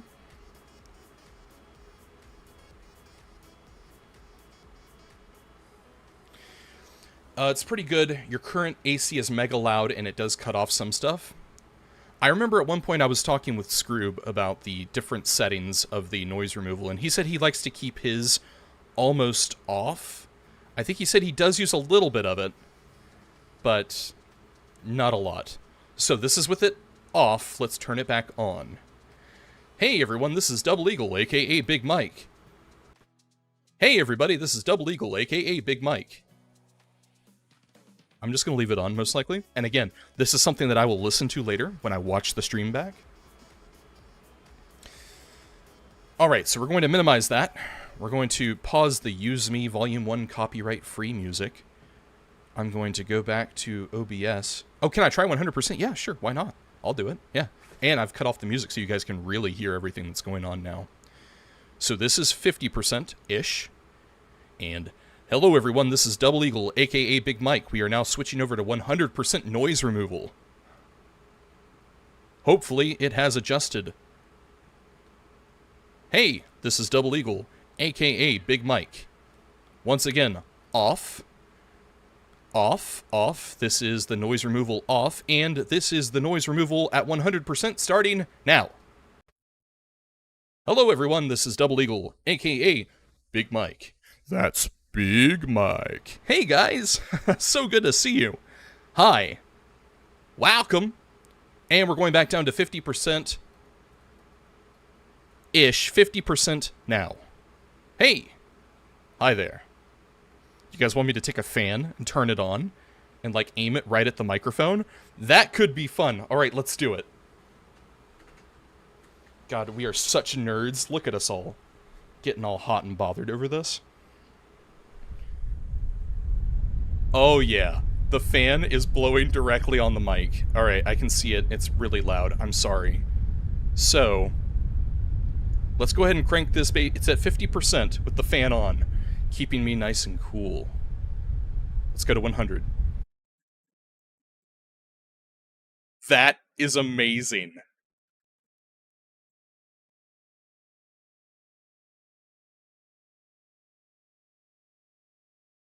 Hey. Hey everyone. This is Double Eagle, aka Big Mike. Again, let's turn off the noise removal, so go ahead and shield your ears. It might be loud. This is noise removal off. Yikes. Alright, let's go back to full noise removal. Wow.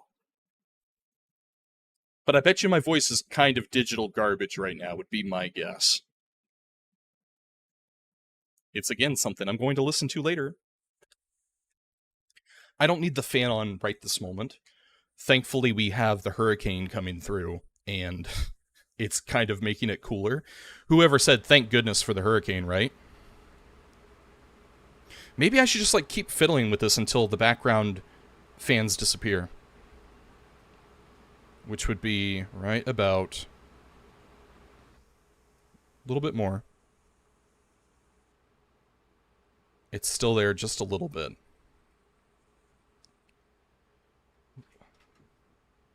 Cats are fighting. There.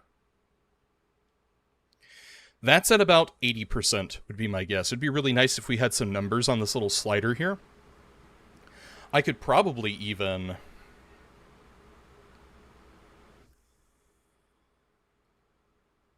hold that thought.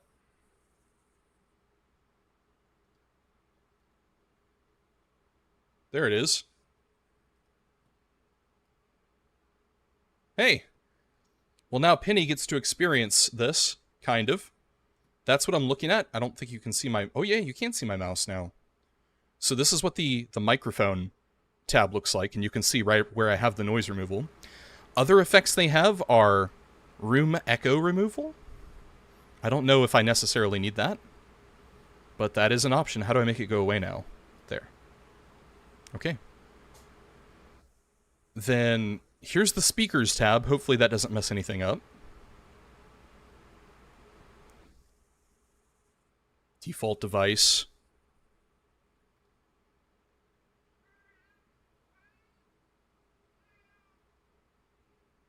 I wonder if you guys can even hear my cats that were just screaming. Probably not.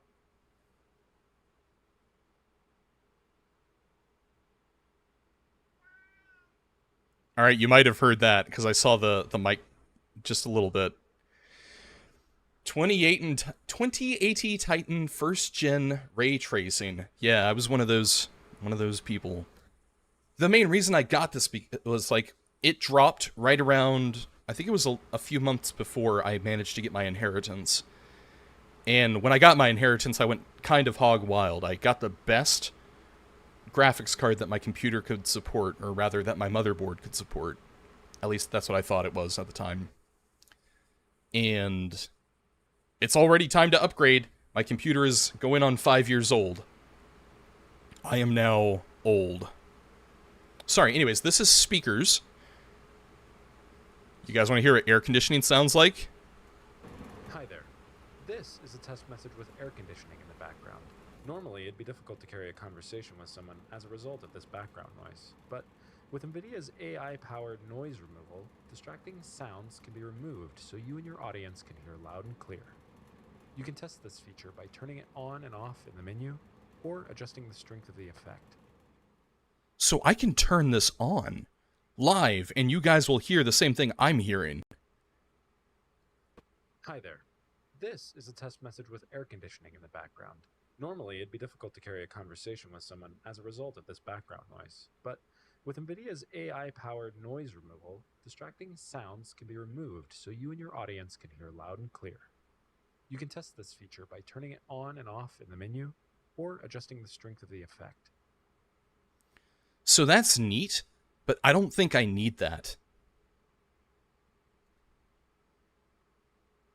I don't know under what conditions I would need to, like, turn that on. Somewhat useful for people who have loud background noise in your voice lobby. Oh, okay. Yeah, I get you. Yeah.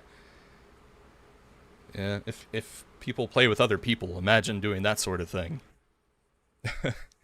And then we've got the camera settings. So, hey, we're back to me now. Oh my goodness, look at that. Whoa, whoa, whoa. Which one is the real eagle? Which one is the real eagle? It's... I'm not there. Never mind. Okay, so you can see my stuff. I've got the AverMedia Live Gamer HD2 and the Logitech Brio.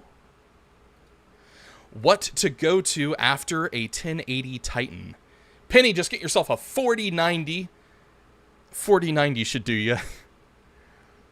Oh, God, I would really love to have a 4090. I don't know if I've mentioned this to you guys. I was talking with Jim Jamborino. You may know him. Look at Eagle name dropping.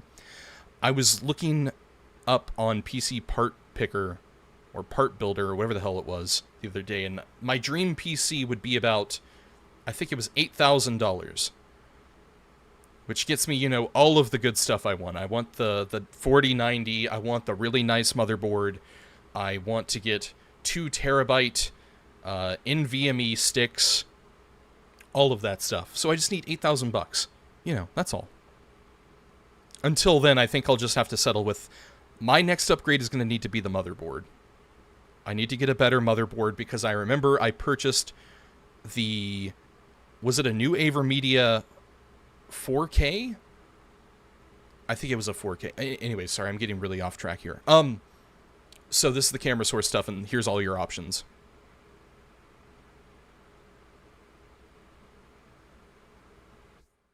I was about to do the eye contact thing again, but I think we get the point.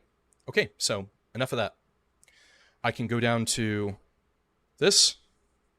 Then I can go back to this. My cats are fighting again. Kibble dropped like 14 minutes ago. They shouldn't be having a problem with this. Punk, you were building something and it was 3,500. Like, anything over 1,000 is, like, fantasy for me at this point. However, I can't even say I'm thinking about getting an upgrade anytime soon. My mom said she was going to give me some money, which, you know, it's super pathetic for a guy my age looking to some money from his mom, but it's not going to be like new PC money. It's going to be like helping us survive.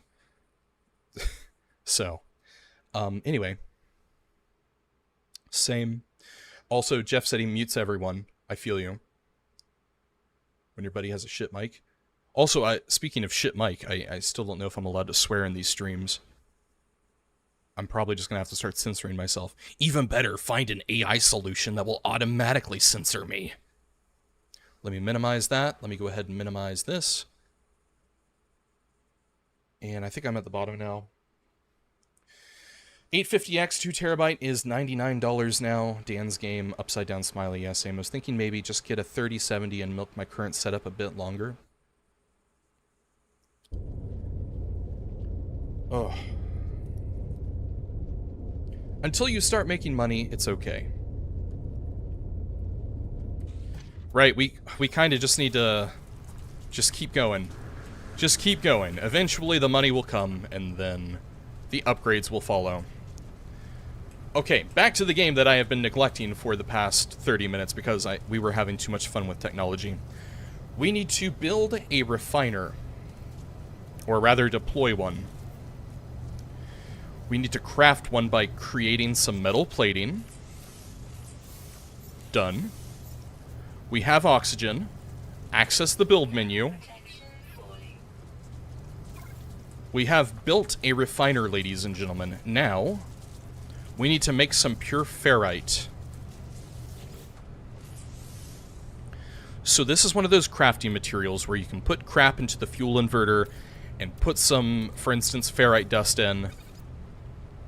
And we need to fuel it using condensed carbon. Okay, so it looks like ferrite dust converts into pure ferrite at a rate of 1:1. So we're going to need at least 25 more ferrite dust. The swearing is only an issue if you've got ads on your stuff. It just lowers ad options, therefore less algorithm push. So I can swear. No problem. Okay. Thanks for the heads up. Shit.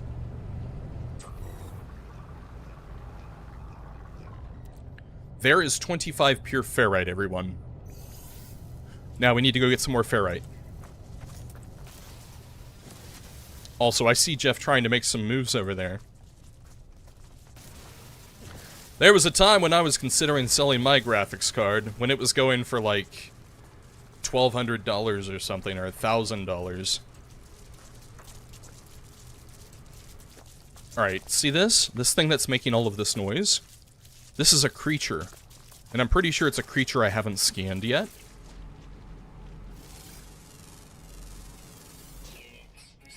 This is called a V. Geoasia. Or Isia?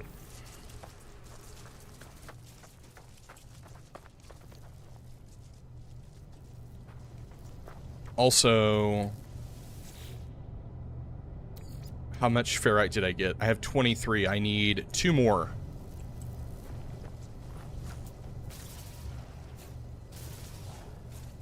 We should have enough now, hopefully. Go back, input, regular ferrite dust, begin.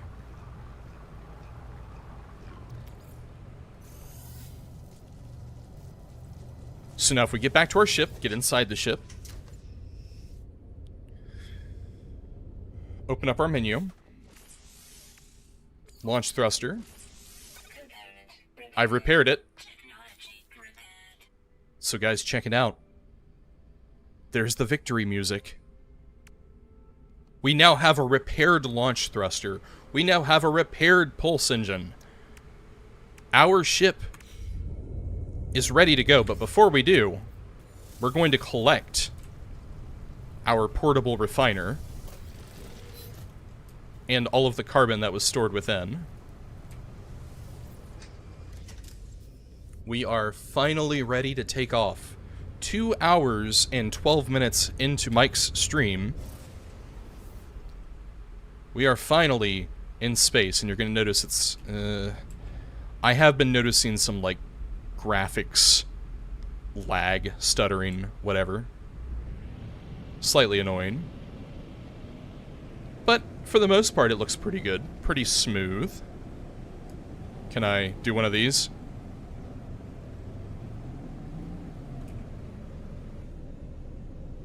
Ooh, yeah, you can kind of see, like, the little...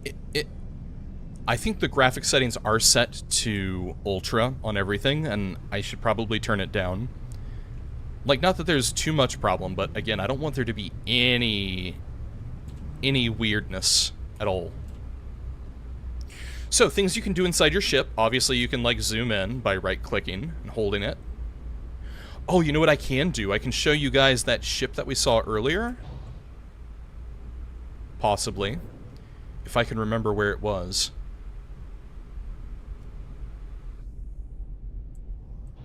It feels like it was over here.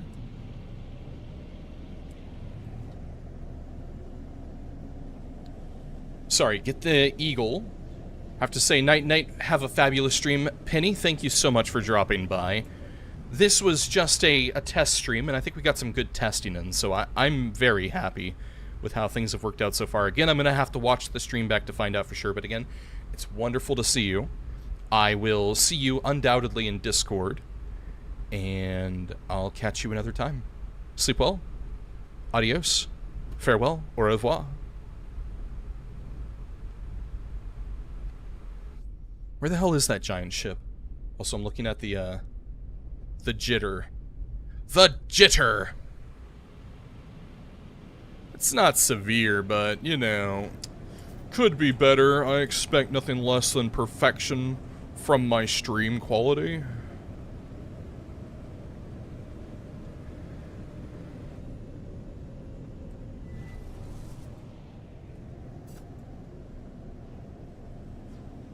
I have no idea where that ship was that I saw.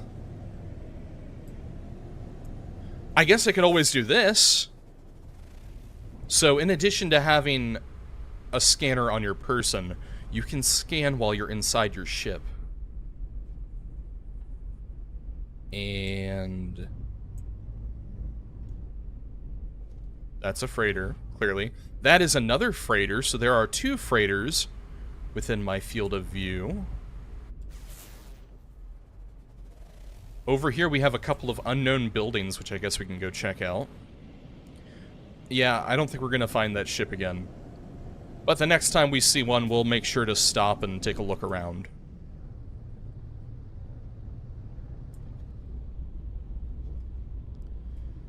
So this is one of those features that you'll find around. It's one of those procedurally generated sites of interest.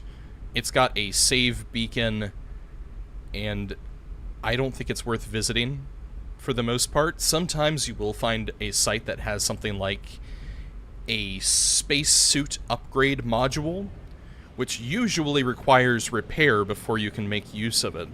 So it's not really worth getting down to unless you have like a good 30 minutes to spare, because that's about how long you'll spend gathering the supplies if you don't have any of the required materials beforehand. Sorry, let's find the other building if we can. Did I go past it? Oh. That looks lag-tastic. Yes! Yes, Jeff Steven, this is No Man's Sky. Very, I was talking about this earlier, how I was trying to figure out a game to play, something that I won't get emotionally invested in, something that I'm probably going to drop in about 3 days when I'm able to play Starfield. And I was like, well, No Man's Sky is very similar to what we're going to be experiencing, so in case somebody new did come along and they were trying to get an idea of what to expect from this channel, they would probably be most into this if they are also into Starfield, I guess, or whatever. You know what I'm trying to say. I'm trying to figure out my audience before I can figure out my audience, if there is an audience. So...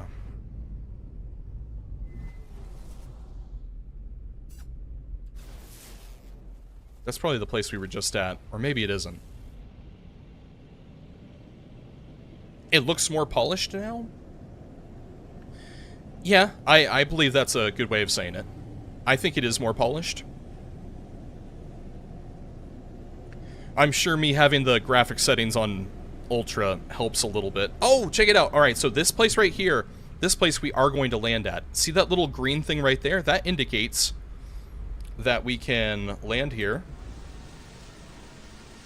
It's doing this automatically.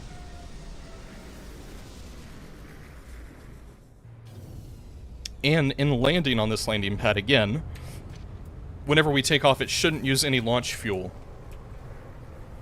So there's my ship. You'll notice that other ships also land here. We're going to ignore all of these people right now just so I can go to that other ship.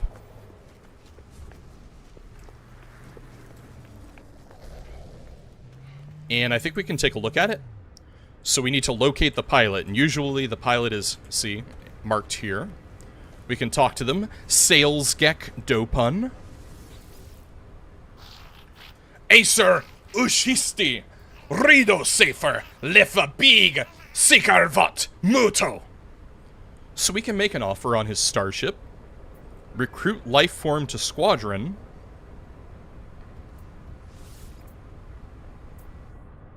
So apparently I need to have a freighter. I think this is a new option. I don't remember this being in the game before. So they've added this. Let's make an offer and see what he's trying to get for his spaceship. Oh my goodness. Alright, so... let me just go ahead and mute that real quick because it's, again, super distracting.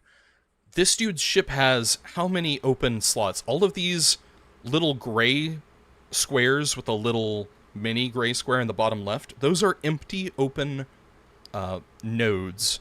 And then you can see there's kind of gray squares marked here.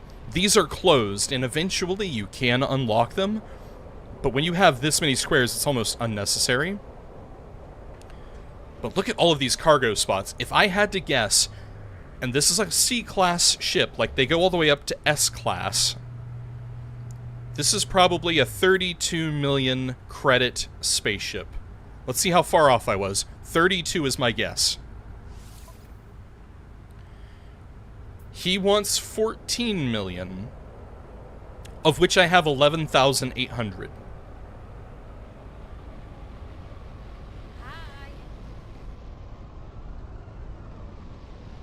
I just hit the high soundbite instead of the muting my mic while I coughed. Nice. So I can't afford this. I cannot afford that at all. You know, it's really not that different from my ship. I guess I thought, like, it was a lot more, but it doesn't appear to be that significant. But also you can see here you have different categories, stats for your ships. Oh god, the music is starting. There's just the noise.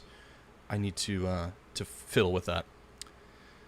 You've got your damage potential, which apparently my ship is a lot better at than their ship. They may not have as much damage dealing potential. It looks like it's a larger ship. Does it even say what it is? I don't think it does. Yes, it does. It says it's a hauler, which is located right here. So that ship is clearly more better suited to hauling cargo freight as opposed to my fighter ship. Again, Eagle stating the very obvious here.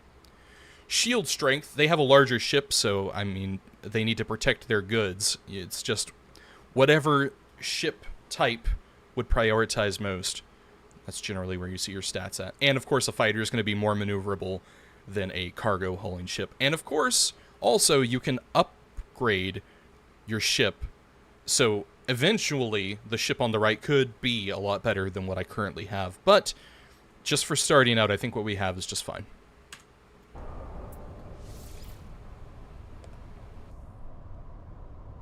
But we can also check his inventory to see what he's selling. And we could sell stuff to him, too. Here is all of the crap that he is offering. We can also sell crap. We can sell our carbon. You might remember earlier I was talking about these cubes. It looks like the demand for these cubes is slightly low, so we're getting a little less than the 25,000 credits or whatever it was we were looking to get for these. I'm going to sell to him, because why not? We're also going to sell the poop. And I think that's all we're going to sell for now. So there you go. And see, there's new people landing here all the time. Ships will be slightly different. Sometimes you'll see new and exciting legendary ships. Check this one out up here. This looks like a Star Wars, whatever you call it. Sick. How much do you want for your ship? Amur Ushisti.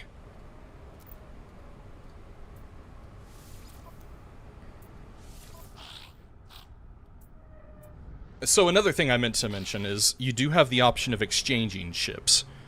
So if I wanted to offer him my ship and take his ship, that's the price. Otherwise, you can buy it and add it to your collection of ships, which I don't believe you really have access to until you have a freighter as well, a place to, like, store your ships.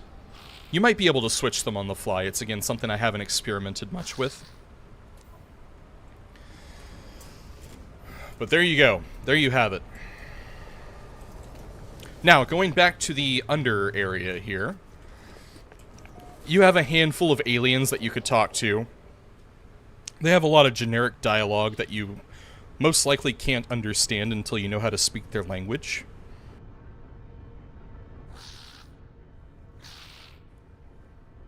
And my throat is starting to get ravaged, so I'm probably going to be wrapping it up here pretty soon, just so you guys know. Don't get too attached to Eagle, he's going to take off. Yeah, I'm going to keep doing the voices because I can. Piltark Leonist, Uken Pida Huvo, Lelri, Ubar Lisv, Gali Hogigid, Maspet Kalaak, Armusan Kili, Natsti Bon, Degink Udirs. This Gek is shouting into their earpiece, their tone irritated and self-important. I picked a good voice for that. They seem to be unhappy about some business deal that has transpired. So see, you have a couple of options here. If I had a Gek relic, I could offer it to this person, which would improve my standing with their species. But I don't have a Gek relic, so we're going to request dialect help. Sales Gek... Safandask stares at me, blinking with confusion. Eventually, they tap at their datapad and display a list of language symbols. So we can learn an aggression symbol, a trade symbol, a Gek symbol, and a travel symbol. Now, let me go off on a brief tangent here so I can talk to you guys about the different aliens in No Man's Sky. As of the last time I played, and I think it might be slightly different now, There are 3 primary alien species. I don't even know if species is the right word. Races, maybe? I don't know. Whatever. There are 3 of them. There are the Gek, which is the alien you were currently staring at. Not me, that alien. I'm not an alien. There are the Gek. They are known for being kind of merchanty. You know, you can sell stuff with them. They're very interested. Look, his name is called Sales Gek. So, you know, whew, wonder what he does. A lot of their race are, you know, they're merchants. So you've got these guys. There are the... Oh, man. What are the warrior race called? I think they're called the Viking. Let me double check that.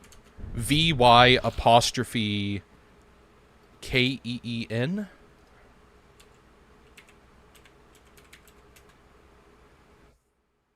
The Viking. Wow, I actually got it right. That's pretty good for a guy who's, you know, my memory is notoriously bad. The Viking are a warrior race of reptilian humanoids that are native to the Euclid galaxy. They originate from the planet Durendach, located on the outer edge. So, you know, you've got your not Vulcans. Vulcan isn't the word I'm looking for here. Klingons, maybe? Is Klingon the right word? Klingons are a fictional species, but, you know, these Viking are more reptile-like or whatever. I don't know, whatever. So you've got the Gek, you've got the Viking, and you've also got... Oh, man, what are the... They're the technology race. Now, this one I don't immediately know off the top of my head. There are 3 primary sentient species in No Man's Sky. Viking... Like the skulls? Shh, precisely. You know, you understand. Korvax! The scrolls. Let me look up scrolls again because it's blanking on me. Marvel. Leave it to Jeff to make a Marvel reference. The Skrulls are a fictional race of extraterrestrial shapeshifters appearing in American comic books published by Marvel Comics. The Skrulls first appeared in Fantastic Four #2 and were created by Stan Lee and Jack Kirby. They originated from the planet Skrullos, and their empire is located in the Andromeda Galaxy. So yeah, they look... Yeah, sure. It's kind of close enough. Would you believe I've never heard of the Skrulls before? I'm clearly not a huge Marvel nerd. Nerd! I know the basics. The very basics. I don't know why, just for some reason I never got super into, like, comic books and stuff and hero stuff. Like, yeah, you know, we've talked about Spider-Man and stuff before, and I've played that, and... I don't know, man. I watched the Avengers Endgame, even though I don't think I remember much of the other Avengers movies. So it was, you know, kind of whatever, but I think my wife and I enjoyed it when we went to the theaters. That was cool. Sorry. Anyways, back to this. I'm such a normie. I would get booed out of any Comic-Con I ever went to. Anyways, since this creature and his species tend to be focused on trade, I'm going to learn a trade symbol. I have learned the word for trade in their language, so now whenever they say trade, in their tongue, it's going to immediately be translated for me. You had a coworker just watch Endgame and never saw any of the past Marvel movies. Like, I've seen some of the Marvel movies at the time when I saw Endgame. It blindsided you because he works in animation. So, like, I didn't have the full Avengers story, like, whatever Avengers movies came before Endgame. But, like, I had seen Iron Man. I mean, most people have. So... I don't think I had seen any sequels that had come out. God, I would have to look at a list and then try to figure out which movies I had and had not seen at the time that Endgame came out, because there's like a million of them. There's a million Marvel movies that have come out in the past decade. So...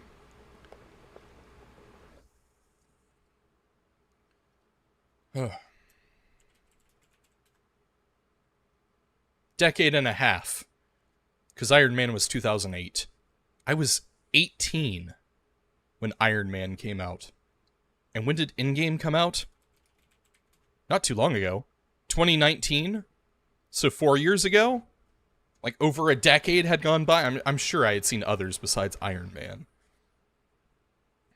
Anyway.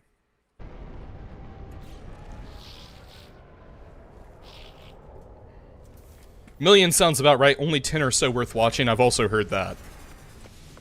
There's the core that you really should watch. And then there are some, and it's like, yeah, they did this because they needed to have a little bit of backstory for the good movies. Just so you knew what was going on. See? Heiburg! Trading das Verfarg!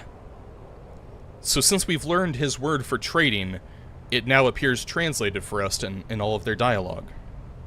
He's open to trading. Sometimes being able to understand the aliens is useful. Like whenever there are certain little scripted sequences on space stations where you can talk to these creatures and they will say something and you can respond. And there's a right way and a wrong way to respond, and if you don't understand what they're asking for, like, if he's like, help, I'm dying, I need carbon immediately, and you offer him some sodium, he could die. Okay, am I gonna get Spidey 2 on PS5?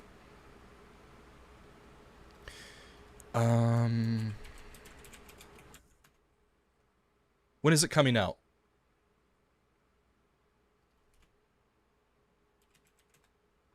Do we know a date? PlayStation 5 exclusive. Lol. October 20th. Oh no. Oh no, I am not. No. That's a little too soon. Here's my plan. I've mentioned this to a couple people. Jeff, I don't know if you're aware, I have purchased the Constellation Edition of Starfield. That's a $320... yeah, I think it's $320. That's all of my game purchases for, like, the next year. I'm spending an enormous chunk of money on this. This is like a PC upgrade price worth of an item. So, sadly, that's kind of it for me. I've pre-ordered Cyberpunk 2077. Yeah, $320, yeah. I wish I was kidding, I am not. It is $320. In fact, Amazon has not charged me for... I had a notification on my phone for Amazon, and they're saying, are you still interested in this headset? I was going to mention this earlier, and yes, I am going to unbox it, hopefully live on stream, and I'll have to figure out how to do that. So, I do have a pretty good size area in front of me where I could probably just, like, duct tape the webcam to my head and look like a real idiot. And be like, hey, look at that! Yes, Jeff, you're right. They don't charge until it ships.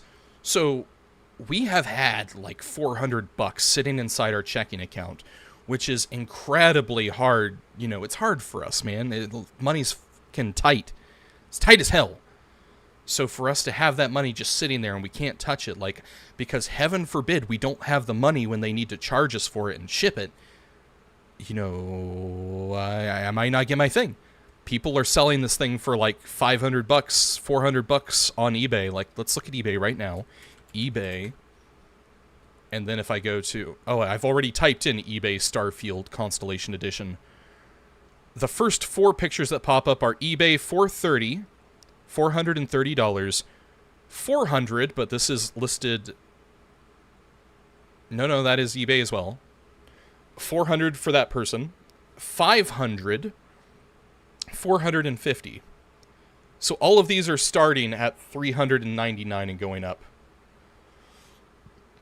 They don't charge until it ships. You just charge your Amazon card and don't think about it, plus 5% rewards. Okay, so here's our deal. Jeff, I am extremely bad with money. Like, real bad. Like, I don't like to talk about it a lot, but I'm pretty bad with money. We used to have a couple of Amazon credit cards, and those cards got maxed out. They were at the limit, you know? And when I got my inheritance... when I got, like, the $50,000 inheritance from my dad, or whatever you'd call him, my stepdad, Is that what you call it when your mother remarries another guy? Whatever. Anyways, he passed away. Real sad. He was kind of in my life, but he was also emotionally detached, so I wasn't super close. He was from a different generation. Anyways, that's besides the point. I got $50,000. What we did is we bought a new car. We got a new car for like the first time in our life. That's the Ford Fusion Hybrid Titanium Edition. So, I'll be real with you, that was about $30,000. So, $30,000 of that money immediately gone. And my wife, being the only one who works in this relationship here, let me go back to the main screen here. If I press this, boom. My wife, and I'll even turn on music in the background so you guys can maybe turn it down a bit more. It might not even be audible. My wife being the only one who works, and she was a teacher. She was teaching in the state of Florida, so her paychecks were like almost nothing. And both of us are like products of single-parent households. So we didn't have a lot of financial support from our families. Like, this influx of money from my inheritance was like the first time either of us really had money. So up until then, we were just kind of faking it until we made it. We had a whole bunch of credit cards. We maxed a lot of them. When I got the $50,000, I spent the $20,000 remainder paying off all of our cards. Every credit card I paid off. Right now we're screwed again, but that's whatever. But I paid off all of our credit cards back then in 2021 or 2020. I don't remember now. And yeah. So anyways, I paid off the Amazon cards. We no longer have Amazon cards. I don't even know if we could get new credit cards at this point because our credit it's rough. We have a Discover, we've got a couple of Capital One cards, we've got a Credit One, I've got a Chase card. A lot of them are maxed out. So, that's the unnecessary financial background information on Eagle that nobody needed any oversharing on the internet, but who cares? As I always say, I've been an open book most of my life. Keeping these things secret is, pointless. Alright, anyway, yes, so there you go. Another thing I've just noticed about the YouTube chat, I would really love if I could see, like, some timestamps. Is there... I can toggle timestamps. Nice. Beautiful. Okay, cool. Music done. Back to the game. I'm wondering if I should push on to an even 3 hours, or just kind of, like, wrap it up. I think I need to figure out this audio thing before I'm done.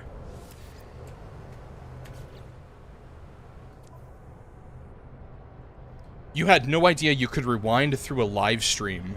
Is that what you just did?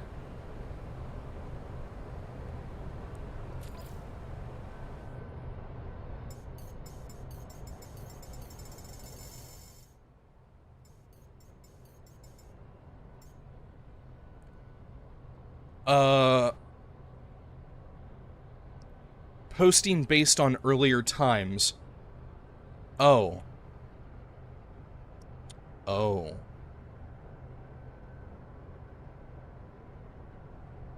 Oh, okay, I see. Yeah, word. Alright. Alright, the sound is better for me at least. It looks like it's about the same for everyone else. Again, it's something that I'll just listen to and find out more about later. I was also going to check this dude's ship, because I kind of like the style of it. Let me just see how much your ship is before we... If only I had 650,000 units. Just because, again, I like the way this one looks. It looks sexier than my current ship. Fashion doesn't matter, but it matters a little bit. Just to me. Earlier, you were wondering what Punk was talking about.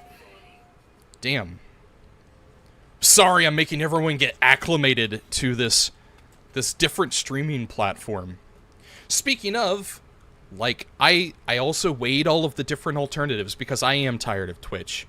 Hey, question. There are no ads, right?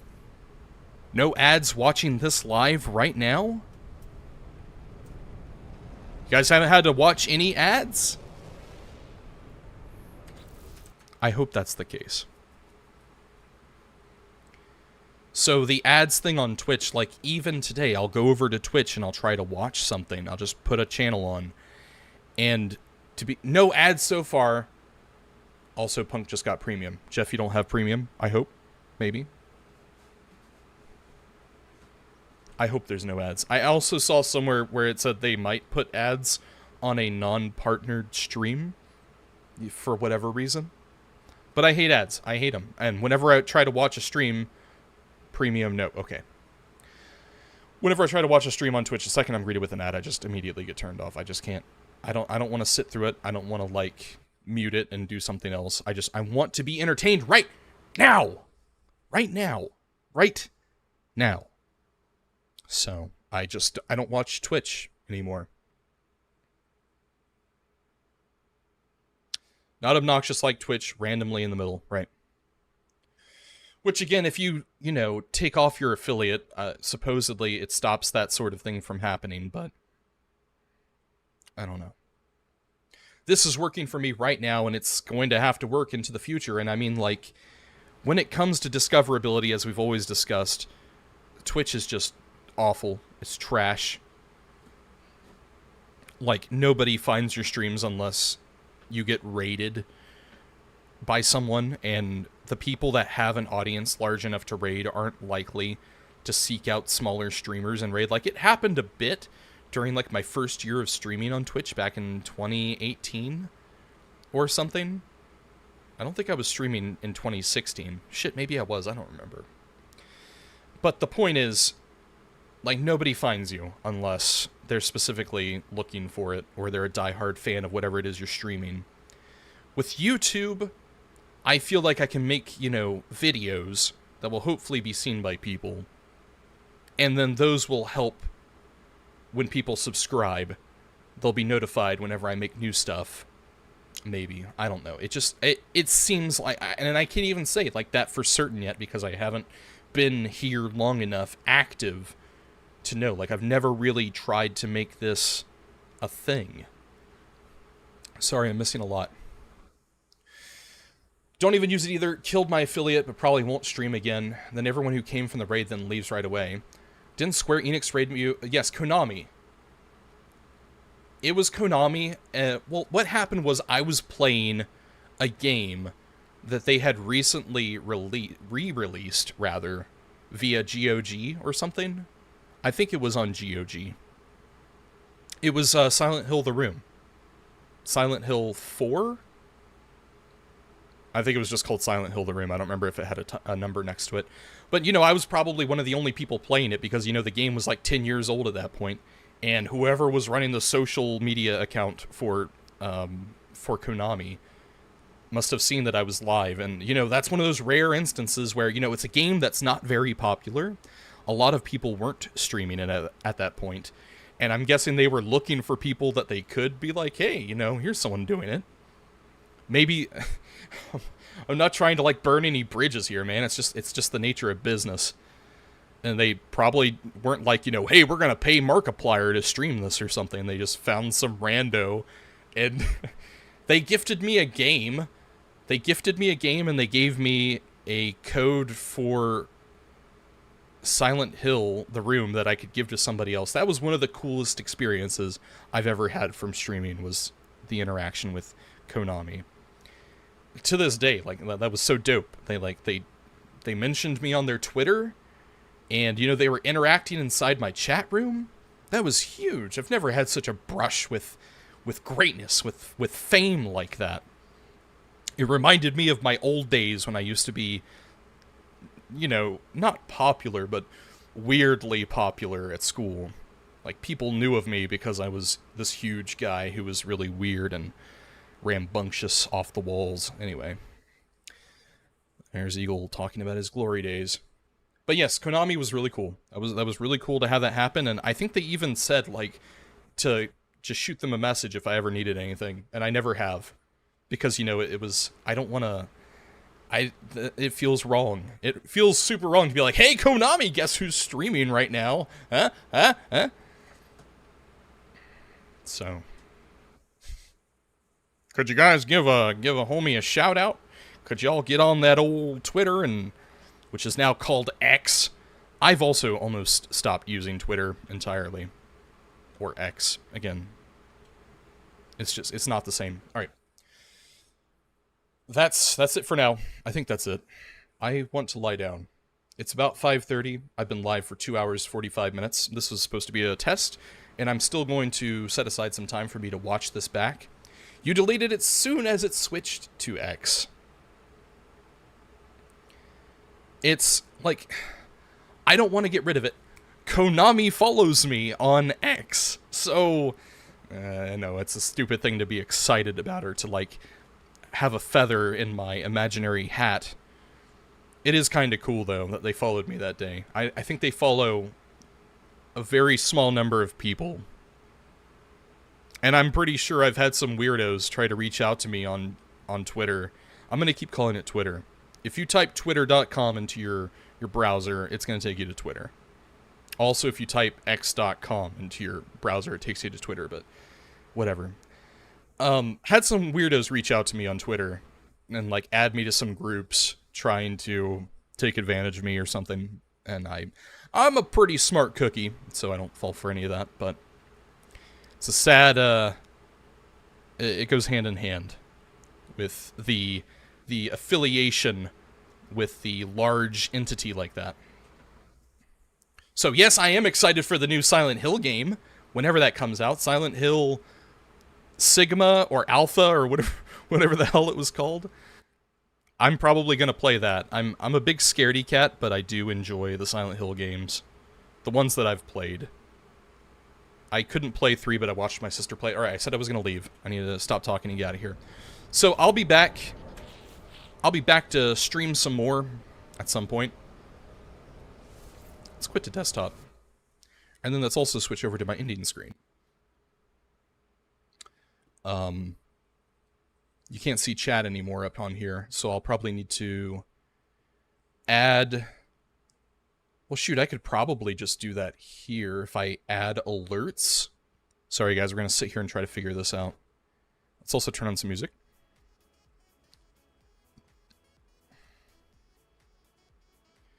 Add browser. Add existing alerts. Okay. There's the chat. Well, I could see it for a second. Looks more polished now, lol. It's from a while ago. Maybe I could even put my face down here at the bottom. Oh wow, it is really far behind, isn't it? Why is it so far behind? Okay, there we go. I think it caught up.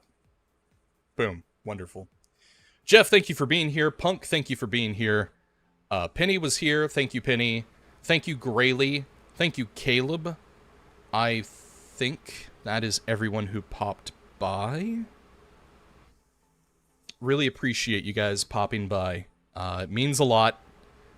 I know there wasn't a lot to you know, whatever with here, but coming soon we're going to have some Starfield content, and it's all I'm going to play, and you guys are going to get sick of hearing me talk about it.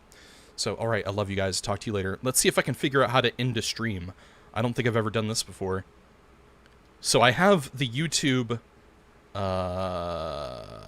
stream up. Alright, I'm going to select end stream, so goodbye everyone. See you in Discord. Should I go ahead and plug my Discord here before I leave, in case there is anyone here who isn't already in my server? Maybe. Who knows? Alright, servers. I'm gonna do it because I can. Because, you know, whatever. My wife's asleep, and I have no time. I have all the time in the world. I have no time constraints, is what I was trying to say. Invite people. Copy. This is a 7-day copy, link, whatever, invitation. Let's see if I can do this. Sorry. Starfield on Game Pass also. When is it out? If you want to play Starfield on Game Pass, I believe it is the 6th. S-I-X. TH. 6th. Starfield. No.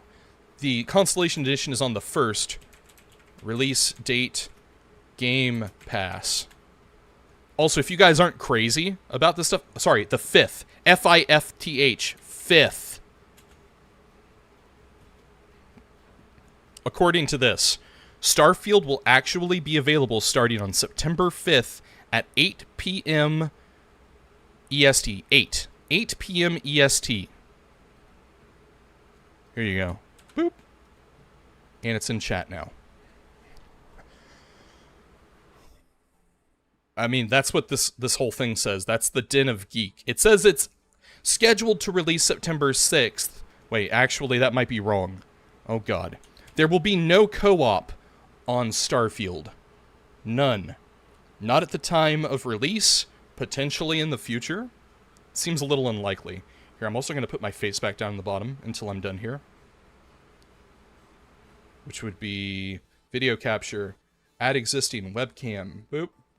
Which is going to be a little confusing to see my head bobbing in the background and my head down here. But you know, it gives you guys a face to look at while I'm talking. Just watch me play? Excellent. People are saying it's going to be atrocious. I was on Twitter, X, recently, and people were talking shit. Just being real rude. They're like, oh, this game's terrible. It's got so much wrong with it. It looks like trash. There's limitations on where you can go. You can't go super far away from your ship. You can't travel all over like you can on No Man's Sky. And, you know, that stuff, I don't know if it matters or not. I'm going to have to experience it myself and see how I feel when it happens. Hello, Chris! Welcome. You're catching me just as I'm about to take off. But it's very good to see you. Hello. Welcome. I was just about to self-promote myself here. I don't know if I actually... No, I deleted it, so... Boom. Hopefully that's it. I have a Discord. Penny has a Discord. Those are about the two main Discords I interact with. There's also, you know, a couple others, but I'm not going to name drop people who aren't here. If you are watching and you're interested in keeping up with me and my shenanigans, that's the Discord link. You don't have to join if you don't want to. It's whatever. Alright, I'm out of here. I love you guys. Talk to you later. But once again, let's try to end the stream, if I can. Hey, don't forget to like, comment, and subscribe. Okay, I'm leaving. Bye. Goodbye.